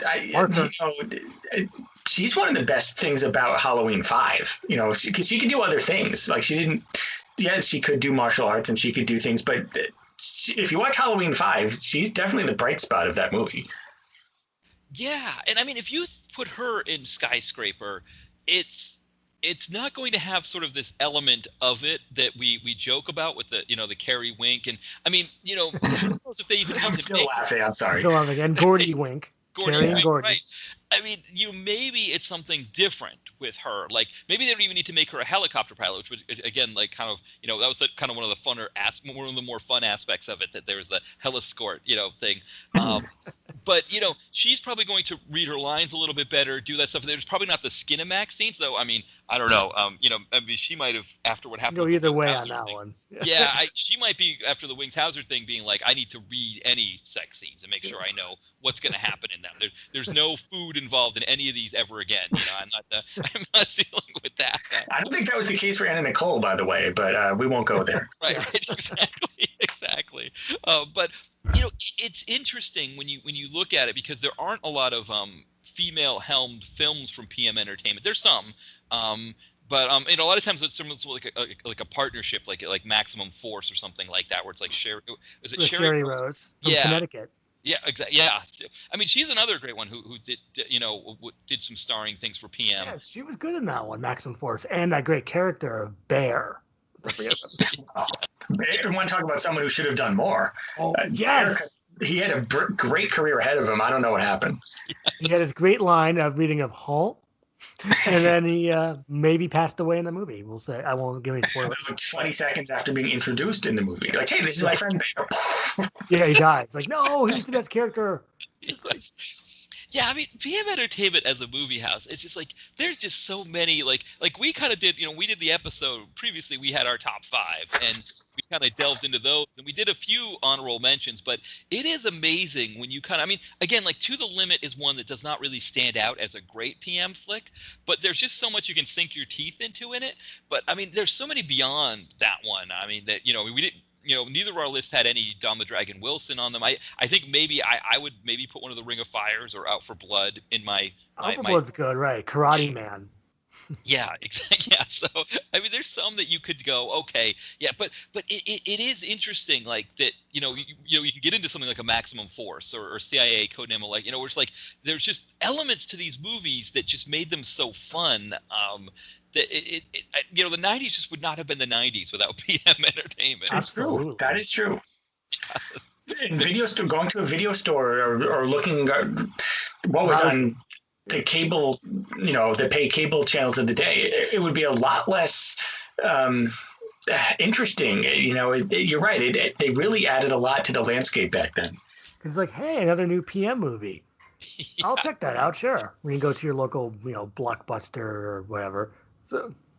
Well, I mean, yeah, like when I was watching To the Limit, that really brought me back, because Skyscraper is something that probably would have been a rental. That's something that if I saw it at the video store, okay, I'm going to grab something like that. But To the Limit really felt like that, Wednesday maybe after your first 7 choices are gone. Right, just like flipping through the channels on a Wednesday, and HBO 2 here is this like 1999, and just being like, okay, yeah, I got nothing else to do while I'm waiting to go do whatever I'm going to do later on in this evening on a Wednesday, and it's like 2:30 p.m. or something like that, or p.m. Exactly. That's right. Exactly. It has like some weird time, right, attached to it, and then like the guide bar probably gives it like 1 star or 2 stars. The guy 1 star, 1.5, and then thinking TV Guide used to have like little reviews, right? Right. Yes. Exactly. But they try to boil the movie down to like 5 words. Yes, yeah. So what would that be for To the Limit? It would be like, I don't know. Anna Nicole Smith. Yeah. Lewinsky. Bye. I don't know. Yeah. Bye. I like the bye. Bye. Enjoy. But the people that review these movies don't really have genre fans in mind. Like what was on Comcast where they reviewed, what was it? No Dead Heroes, and they gave it like half a star. Yeah, it's like right. It's like that's not a half a star movie. It's a lot better than that. But some jerk at Comcast decided it was like half a star or 1 star. It's like, come on, that's Nick Nicholson and a gigantic body count. That's at least a 3 to 4 to 10 star movie. Oh, come on, they have to go so far in the other direction. But all right. I think they got rid of the stars for that reason, that it was just so arbitrary. I think, who was it? Somebody like Will or somebody would post them from in England, like the different star ratings that they would give. I've seen that. I like seeing that. They're interesting. Yeah. So I think they got rid of that. Actually, a friend of mine, he has a friend who, because here in Philadelphia, it's like big Comcast territory. I think he has a friend who works for Comcast who does the descriptions. She doesn't do ratings anymore, but I think she writes the descriptions of things. Wow, what a job! Great job. Yeah, that does. Yeah, I don't know how it works. I don't know, like if it's like they give her an idea and she's just got to flesh it out. Because if you look at, if that's a good example, here's a good example. Because when you see, let's say, a Law and Order or maybe something like that, it says Olivia is on the case, and another case, Olivia is doing another case. Yeah, that's terrible sentence, right? But no, what do you mean? It's like they had I think what you're saying is the subplot. Yeah, there's no way one person could watch all these movies and TV shows. So there's just no way. So they probably have to give them some sort of synopsis or something. Yeah, I think that's how it works, and then they just kind of flesh it out and make it, decent or something like that. So and then you have those weird descriptions, like for those Twin Peak episodes. It's like the sun is rising. It's like, well. Oh yeah, that's right. So it's not just, of course, how could you describe a Twin Peaks episode? But they have these very cryptic descriptions that's almost like part of the experience of watching the show. Right. That is the best part. It's like, and it says, one of them's like, It's like, okay, so what's that about? It says, Man, wasn't there like one that was like really judgmental? It said like, in this like lame like sci-fi movie or something, like they actually described it in like unflattering terms. I remember that. It was End of Days. There's End of Days. There's like, in this incoherent sci-fi actioner, Schwarzenegger, fights the devil. Right. Yeah, they do. They would do that back then. Like they would add in like commentary. I mean, it's amazing. I think there probably was, I don't know, an edict from Comcast or something to stop doing that. But yeah, between the star ratings and the commentary and this lackluster. Yeah, lackluster. This lackluster thriller. Yeah, that's what stars as Blink. Yeah, I mean, to the limit, they probably would have said, spy thriller yarn starring. Supermodel Anna Nicole Smith and John Travolta's brother or something. I don't know. Yeah, so I don't know what it is with the editorializing and the commentary, but sometimes it was kind of funny to see that, I guess. But, it was the movie Pulse. Who's writing this stuff? It's the movie Pulse with Madeline Stone. Like, in this weird horror movie, it's like, that's your opinion. Yeah, I think they stopped doing that. I think because so like my buddy's friend would have been younger, so she wouldn't have been old enough to do it back then when we were really digging into that digital cable bar and picking on some of these PM Entertainment ones. But I think they stopped doing that. I think they were like, no more talking about no more of that part of it. And I don't know why they decided to do that, because maybe what it was that by editorializing like that, it hurt the viewership. Well, yeah. I mean, it's hard to believe someone would have wrote in saying, could you please stop editorializing in your descriptions? I feel like most people don't have that much time on their hands, so they must have internally decided that. Because it went all the way to the top. Right? Yeah. Right. Well, maybe you guys will remember this, but remember the scrolling TV guide? I was just about to say that. I was just about to say the scrolling preview guide. Yeah. Did they have descriptions on that? Like of movies? No, not really, right? You couldn't select anything. You just would see it. I think they might have had stars, though. They might have had stars with them. And they used to have previews for PM movies. I think I've seen a Skyscraper preview, and I know it's not PM, but Galaxis. That's what I remember the most. And Hologram Man. Oh, Hologram Man. Hologram Man. Like, I had to see Hologram Man. That was me as a kid or now. Like, I want to see what's on Channel 7. Oh, I just missed it. It just. I gotta wait till it goes back, and then you miss it again. It's like, oh no. That ended up the scrolling guide channel got bought out by TV Guide, and then when the digital guide bar became a thing, I think the TV Guide became its own channel, and now I think it's Pop now. I think Pop is what the scrolling guide bar used to be. I remember that because towards the end they would actually have original programming, like that game show with Todd Newton. Yeah, it was like Hollywood Babylon or something. Something like that, yeah. Todd Newton works for home shopping network Evine now. He sells. I think it's tied to the guy who used to work for E and all that stuff. Well, he should be an action star, by the way. Right, exactly. He would be great. Have you seen his arms? He's got sleeves of tattoos. He would be fantastic. I heard that, yeah. Vest and no shirt underneath. He would be perfect for Newton. Yeah. He could be like one of these modern day punch fighting movies, like The Circle of Pain, like these.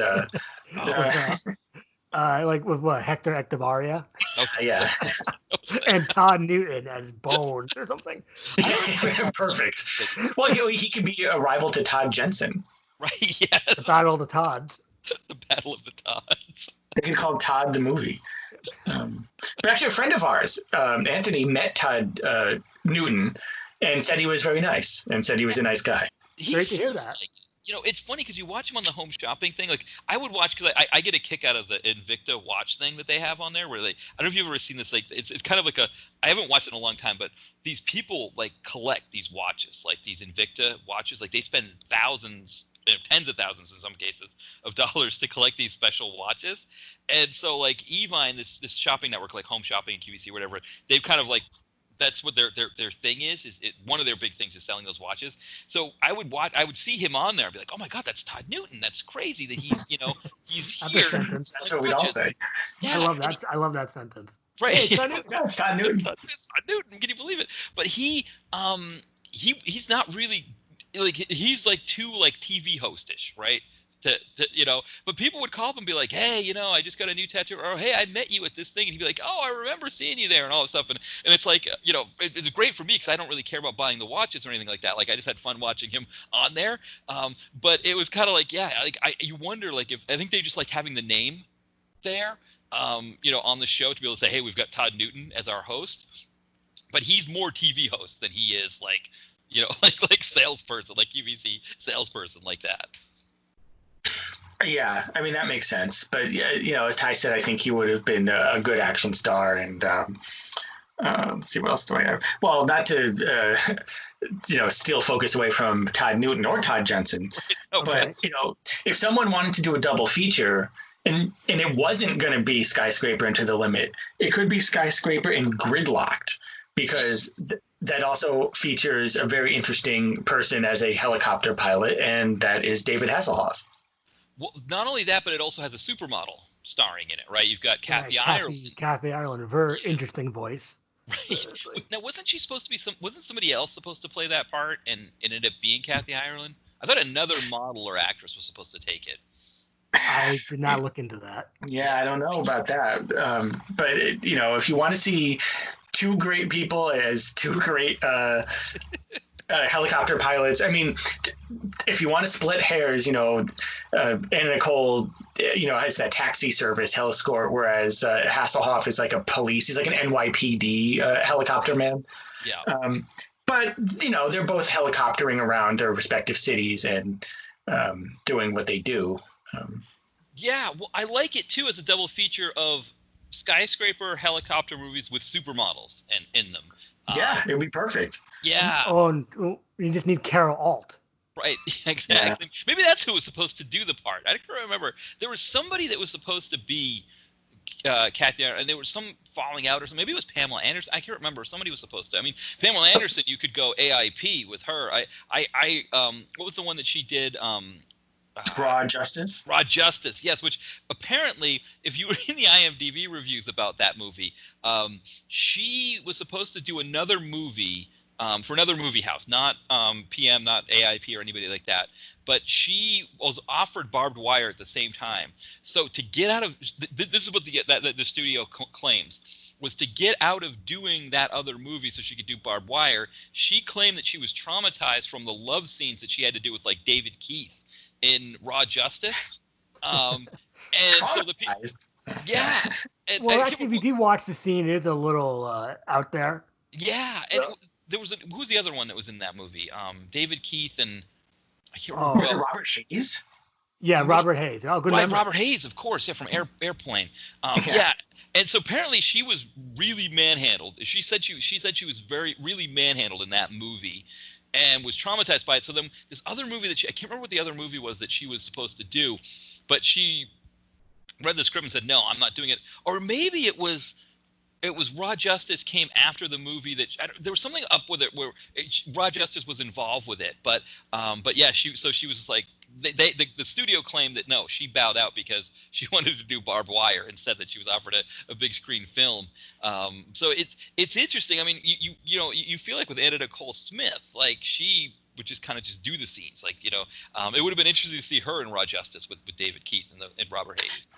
Absolutely, and nice.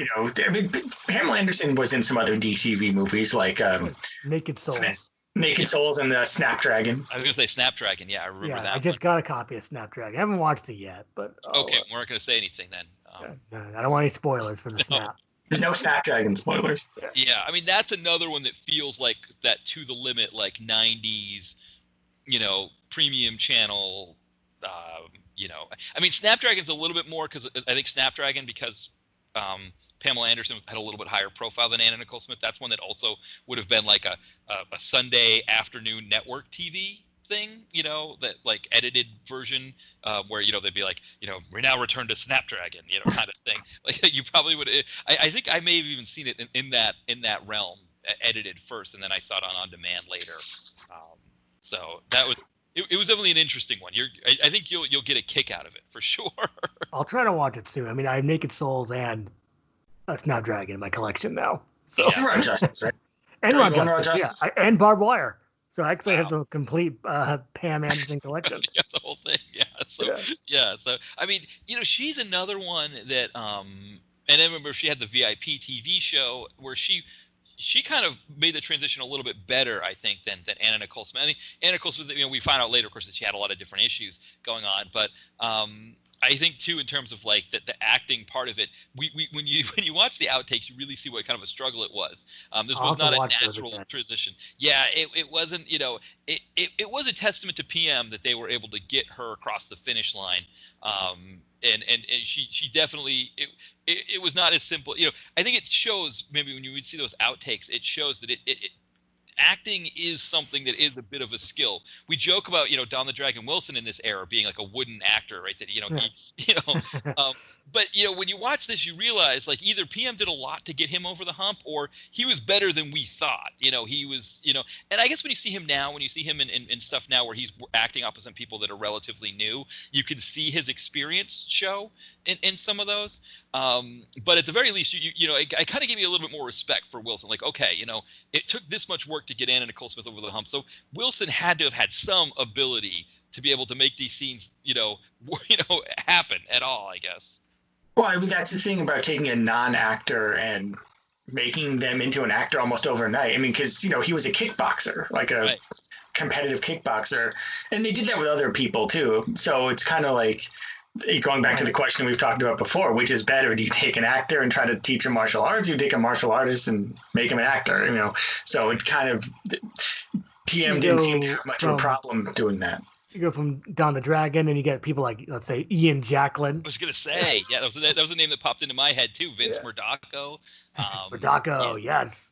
Yeah, I mean, they made these people work. I think Evan Laurie had a little bit more going on with those scenes, But everybody else, I mean, and I mean, part of the way they did it that they didn't really do in this movie, it was Skyscraper, but it seemed like part of the way they did it in a lot of their movies was that they paired the actor with somebody who was a more established actor to kind of have the two carry them. And they didn't do that here so much, which I thought was, I think it worked still. I think they didn't have to do it. But I think you make a good point that I think PM, if anybody could get Anna Nicole Smith across the finish line, PM had a lot of experience in working with athletes and getting them over the hump. And like you said, it's not necessarily a natural transition, but I think maybe PM does sell the fact that, yeah, if I had my druthers, I'd rather have a martial artist who is learning to act than having, an Academy Award winning or Academy nominee level actor of like Liam Neeson and just cutting the scene so it looks like he's fighting. Well, and I think part of that too is knowing that PM probably didn't think they had a lot to lose. Like, it's not like the Academy Award, the committee is going to snub them now. They just so they didn't have that. They make movies for a specific audience, like us. The hoity-toity crowd and the critics and the reviewers, they're not going to pay attention. So they figured, well, we're PM and we do what we do, and if we have this little ace in the hole, this little advantage, we're going to use it. Yeah, I think maybe that's a good point to leave it on, right? Is that PM, like you said, it wasn't like they had a lot to lose, but on the same token, when you see the outtakes, you see that it took a lot of work to get this movie made.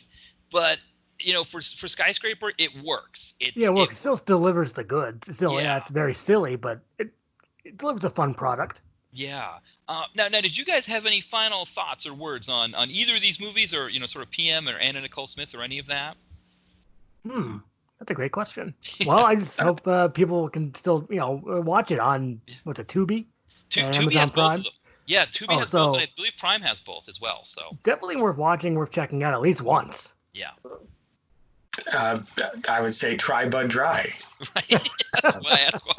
Perfect response. Yeah. I just to give you an idea, if you're on the fence about Skyscraper, if you see this listed on Tubi and you're like, I don't know, remember this. That's what the opening action sequence is it's a Bud Dry truck that pulls up. Malibu, no shirt on, underneath the vest of a three-piece suit, firing Uzis at people. A guy in a ski mask with the rocket launcher. I mean, it's PM at its best. I mean, this is definitely I think it's pretty universally accepted. It seems like I guess it's you, me, and then the Bulletproof Action poll that was involved with Will, and I think Todd Gaines was involved with that. I mean, they had a few people that created their list. But so universal in the sense that the three of us put it all as a top 10 PM entertainment movie. So you call that universal, I guess. That's, sure. Right. Sure, absolutely. Right. But it's this is a big movie, and then I think for the factor of wanting to get into more PM entertainment and kind of seeing it from a different level. I mean, I think To the Limit is really one that you really have. I feel like it's one that's really appreciated more as that sort of thing that existed in the 90s. Yeah, I would wait a while to see that one. I mean, go down the list. It's a companion piece to Skyscraper. That's how I would say. Like, just to see Skyscraper. Right. Well, then that's where it starts to get a little complicated. But yeah, I mean, I wouldn't see To the Limit and not Skyscraper. You only see To the Limit if you've already seen Skyscraper.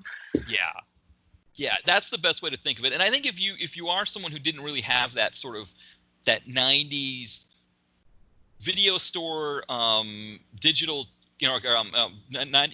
video store premium channel memory of movies like that, it might not really do much for you, because it really is. There's a nostalgia factor in To the Limit that I felt when I was watching it, that I don't know if I hadn't experienced that world at that time. I don't know that if I had been born in like 1998 and I'm watching it now, which is it's kind of crazy to think. I was born in 1998, I'd be 22 right now. That's pretty young. But I graduated high school in 1998. Yeah, so. Right. I graduated in 97, so yeah, we're right in the same age there. So it's like, yeah, I don't think I would get To the Limit the same way. I don't think I would appreciate it the same way, because there isn't a lot there to necessarily to appreciate. It's more like seeing it as like that kind of thing that existed at that time.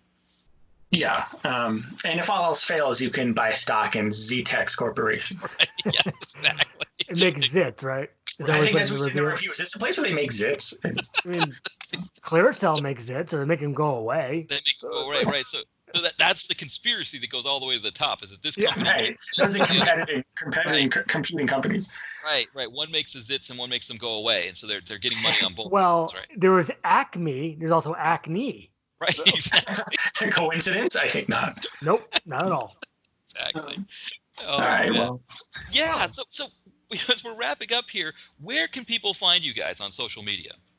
Oh, social media. Well, we got on Instagram. We got Thai Action Rocks on Instagram, and we're on the Twitter, Thai Comeuppance, and then we got the website itself, ComeuppanceReviews.net. Yes. And we're on Facebook. Same. And we're on Facebook as well. Oh, and our podcast. Right. Forgot about that. Don't forget about that. Which is on iTunes, TuneIn, Google Play, Spotify, iHeart, and pretty much most of the places where you can listen to podcasts. Yeah, I do iTunes. And so when I go on iTunes, if I just type in Comeuppance Reviews, it comes up right away. It's the only thing that comes up, which I think is good. That's one of the problems with ours, with the DTVC one, is that I think you have to type in exactly DTVC podcast for it to come up on iTunes. But yours comes up, Comeuppance Reviews, it comes up right away. So that's how I find it. But I think, like you said, whichever one you use, I think if you do the same thing. I think I did get it to come up on one of the other ones too, like Spotify or one of those. Oh, nice. That's cool. I haven't checked. Well, I don't have Spotify. Oh, no. So maybe, do you guys have it streaming on Spotify? Maybe I'm. Oh, no, we do. You do. Right? Yeah, our episodes are on Spotify. I mean, it's the same thing as iTunes. It's, just another way to listen. Yeah. Also, thanks for listening. Yeah. Thanks for having us on also. Yes, thank you. Yeah, for sure. I mean, just to kind of wrap. And the other thing too, I want to plug with your Instagram. That is just Sure. always just for people that love the VHS era, but also not just specifically the VHS era, but this kind of movie, especially like a To the Limit or a Skyscraper or something like that.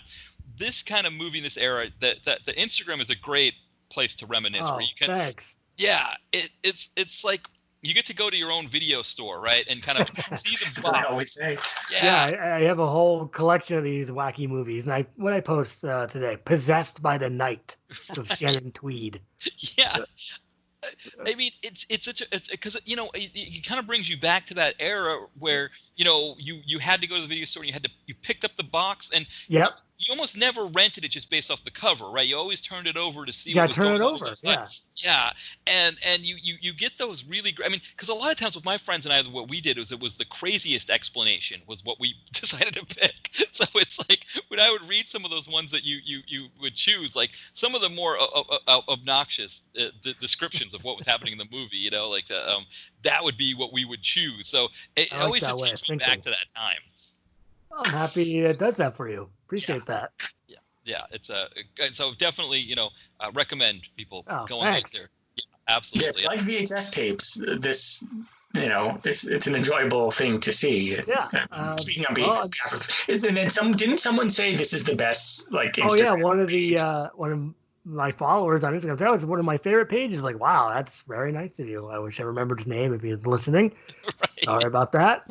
No, but I mean, yeah, and I think most people that are listening here probably do already follow you on Instagram. But if not, Thai Action Rocks. It's definitely if you're listening to this podcast, you like this kind of thing already. So it is a really great. Yeah, way that's a good point. Yeah, for sure.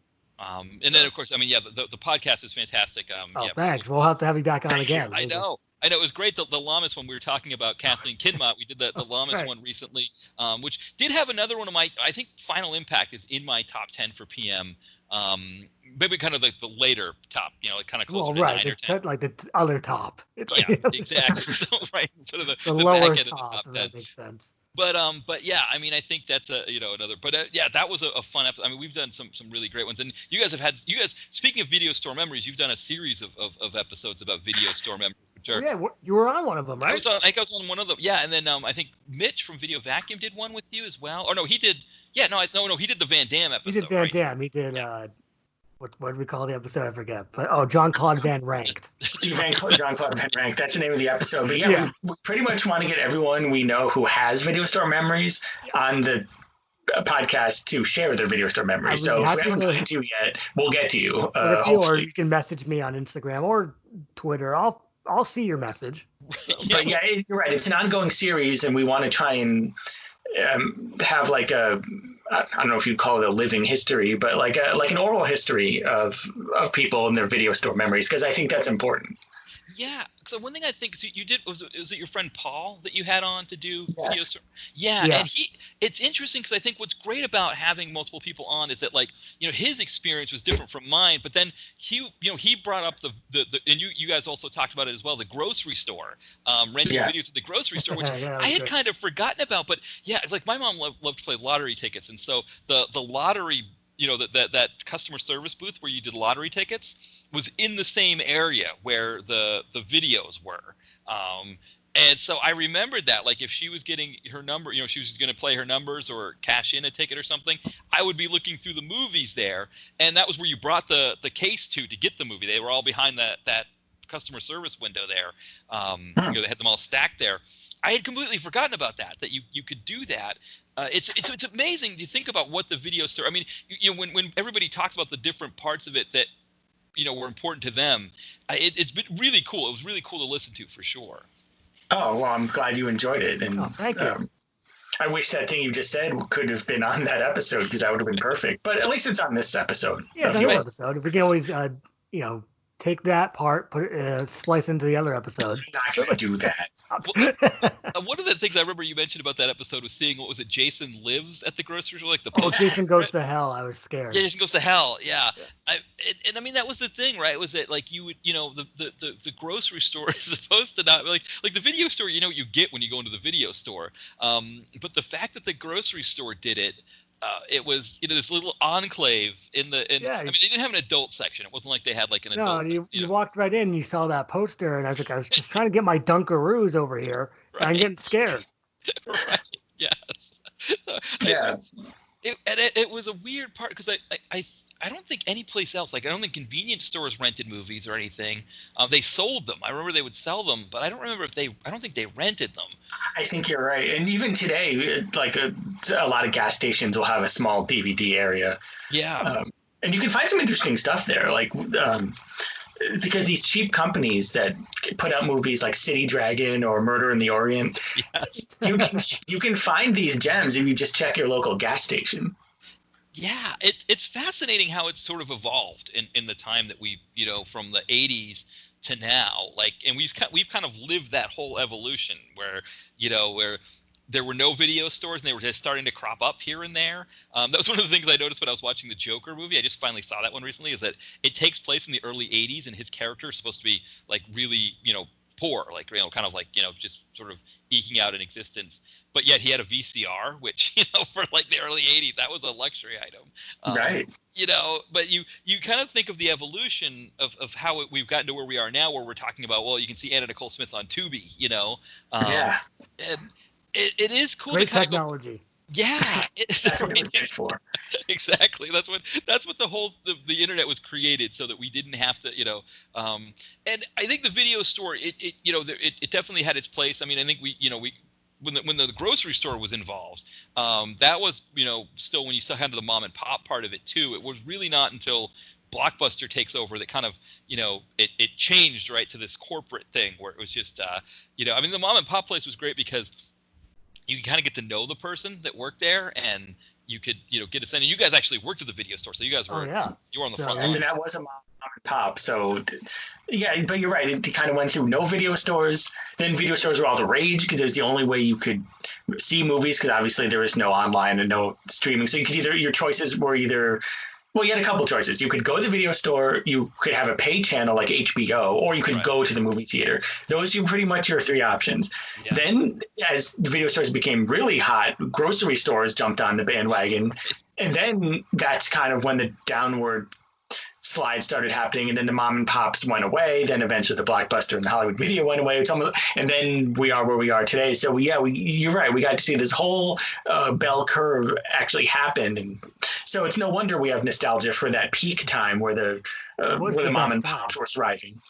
Yeah, I guess you think. I think we had three in my small town of Kittery, Maine, that I grew up in. I think we had three mom and pop, like privately owned mom and yeah. And I mean, one of the three, I remember one of the three refused to even get a computer system. I remember my friend's dad ran like one of those early computer companies where he would do the computer systems for businesses when they were converting over, and they refused to do it. So they still had those little slips, right, which had like the carbon paper under them. So you would get one, and they would stick it on a nail. And they still did that until they closed. I mean, now the place I believe is a part. I think it's like a sub shop and like a drive-through convenience store now. But at that time, it was the video store. Like they had like a deal where if you rented on Monday, Tuesday, or Wednesday, you could get the movie for 2 days, or a video game, a Nintendo game for 2 days. So that was their deal. But I remember they even when into the 90s when computers were finally starting to become a thing, they still wrote out the slip for you, stuck it on the nail. Yeah, I love hearing that. To me, that's just great. So great. That epitomizes everything about that time that I love so much.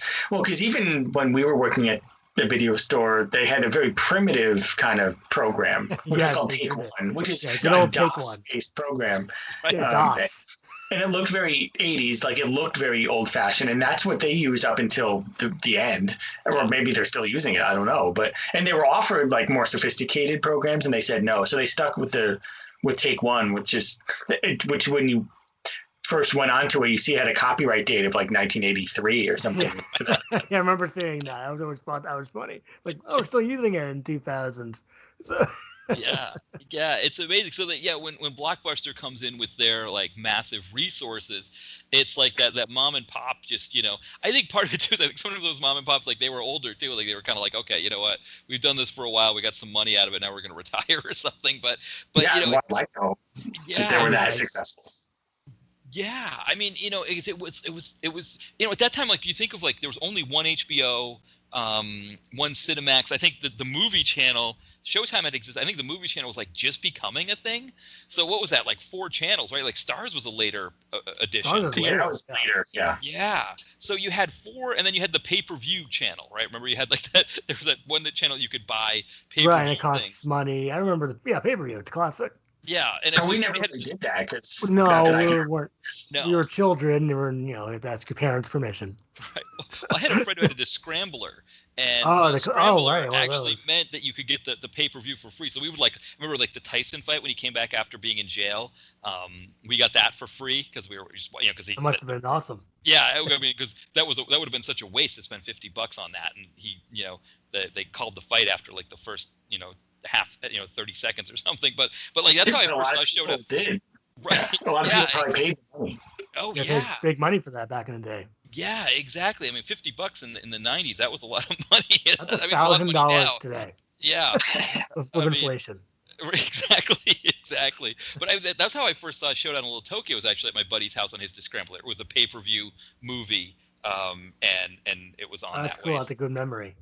Yeah, but the video store at that time, because those channels, I remember my mom was like, we're not getting HBO because it costs this much money, and they always show the same movies, right? Because they would have like that cycle of new movies that they would play over and over. So the video store was was really important at that time because it had a bigger selection that beyond what the paid channels have. I mean, now it's like, there's 4 HBOs, I think, or something like that, right? And it's like if you get one, you get all 4 of them, and all of the premium channels have like 4 iterations now or something like that. So it's like, there's a lot more there. But at that time, the video store really was a bit. And then the other thing too is that a lot of us went to the movie theater a lot back then too. So it was like, you needed the video store as a way to get like product. Yeah. Well, because it was a different thing. Like what would play at the movie theater is a lot different from the movies that would come out on these labels like Vestron or Lightning or all these Wizard Video, all these great labels that would put out these amazing movies. It's a very different experience than going to see something on the big screen or on cable. Cable didn't even get those movies, so you had to go to the video store. Yeah, it's exclusive, video store exclusive. Right. And the video store is paying like $90 for their copy of it, or even more. It's $79.95, priced higher in Canada. Right, yeah, exactly. A lot of them say. But yeah, a lot of them could go as high as like $89.99. That was their full retail price when they first came out. Yeah. And then, but over the course of renting it, I guess you can make your money back. But well, $3 a rental, right? So you'd have to, if it was on a regular night, sometimes they would do like those 2-for-1 deals and things like that. So right, you might get a discount. But if it was a $30 rental, you'd have to rent it out like 25 times to get your money back, or 30 times to get your money back. But sometimes it was just a matter of having it on the shelf, right? So that if that movie was only rented 10 times, but another movie was rented 40, you kind of average it out, which probably. I think was it Ty? I think one of the ones you posted was a video store copy that was like a promotional copy that was like trying to sell. Terminal Impact, yeah. Was that the one where they were like telling like the extolling the virtues of like how action movies rent more? Yeah, Frank Zagarino and Brian Genesee. I guess who now follows me on Instagram, which is that's amazing. It's not fake, because I remember there was a fake Dan Aykroyd or fake Aykroyd, or what I called him. It's like, yeah, beware of the fake Dan Aykroyd. I've always said that. Yeah, it's like, oh, Dan Aykroyd's following me? Like, why would it happen? But no, it's fake Aykroyd. Yeah. So it's like I think when I first started on MySpace, a fake Lorenzo Lamas was following me, and I was like so excited. Fake Lorenzo, yeah. Fake. Yeah, Lorenzo Lamas? Yeah, I was so excited. I'm like, oh, Lorenzo Lamas. I put him in like my, your top 5. You put him in your top 8? I put him in my top 8 on MySpace. I'm like, oh, this is so great, Lorenzo Lamas. And then I started reading it a little bit more and realized like, no, this is not really Lorenzo Lamas. This is like I started realizing like the English that was used to write about it. Like, like one of the things I missed was that he said he liked American football, which well, but then it's a dead giveaway when people started making these MySpace pages for these historical figures like Bach and Beethoven. Yeah, those weren't real. I was fooled though. Right, yeah, exactly. My friend, one of the funny things, my friend's wife at the time, they've since split, but his wife, she was, you remember how they would have like those webcam accounts that would try to be your friend or something? Well, she had one of those. She thought it was a class, somebody from one of her art classes, and didn't know it was a webcam. And so like the person, like she became friends with them, thinking like, oh, this is a person from my art class, when actually it was a webcam person. And the person started posting like, hey, come check out my webcam, like all over her wall, just like constant, like like the whole thing. All spam. Yeah, exactly. Because I remember, we would see those all the time. You'd get them, like they would message you or something like that, and you'd be like, whatever, it's just a webcam person, but get out of here. But she thought it was actually her friend or somebody from one of her classes, and accepted it. And it was just like, no, that's not really how that works. Yeah, I guess that is the danger of MySpace. Yeah. Another nostalgia piece, right? Is that I can talk about MySpace all day, but I know, exactly.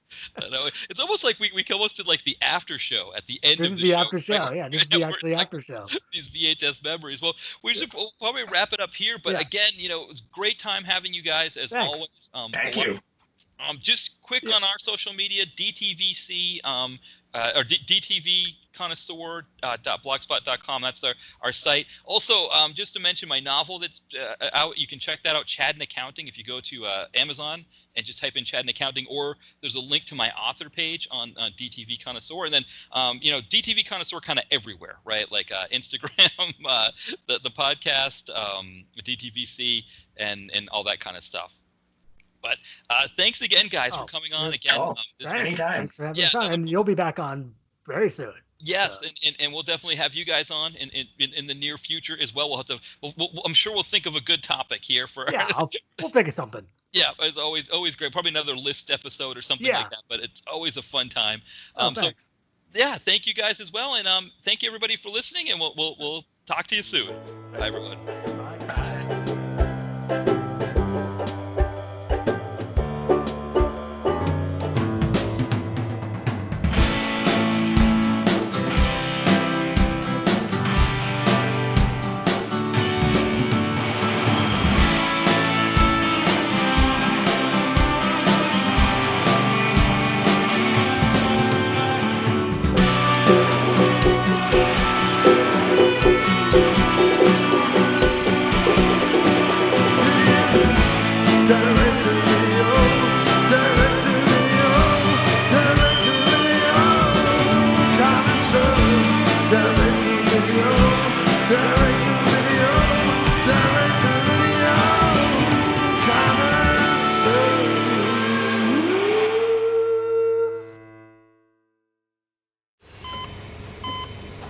Hear that? That's the sound of a patient whose health data is protected from a cyber attack. And that's the sound of a financial system that's digitally secured from bad actors. Right now, there's an invisible war being fought on a digital battlefield that impacts what we do every day. That's why at Peraton, we do the can't be done to help protect the vital systems we rely on. Because if we don't, the alternative is unimaginable. Peraton.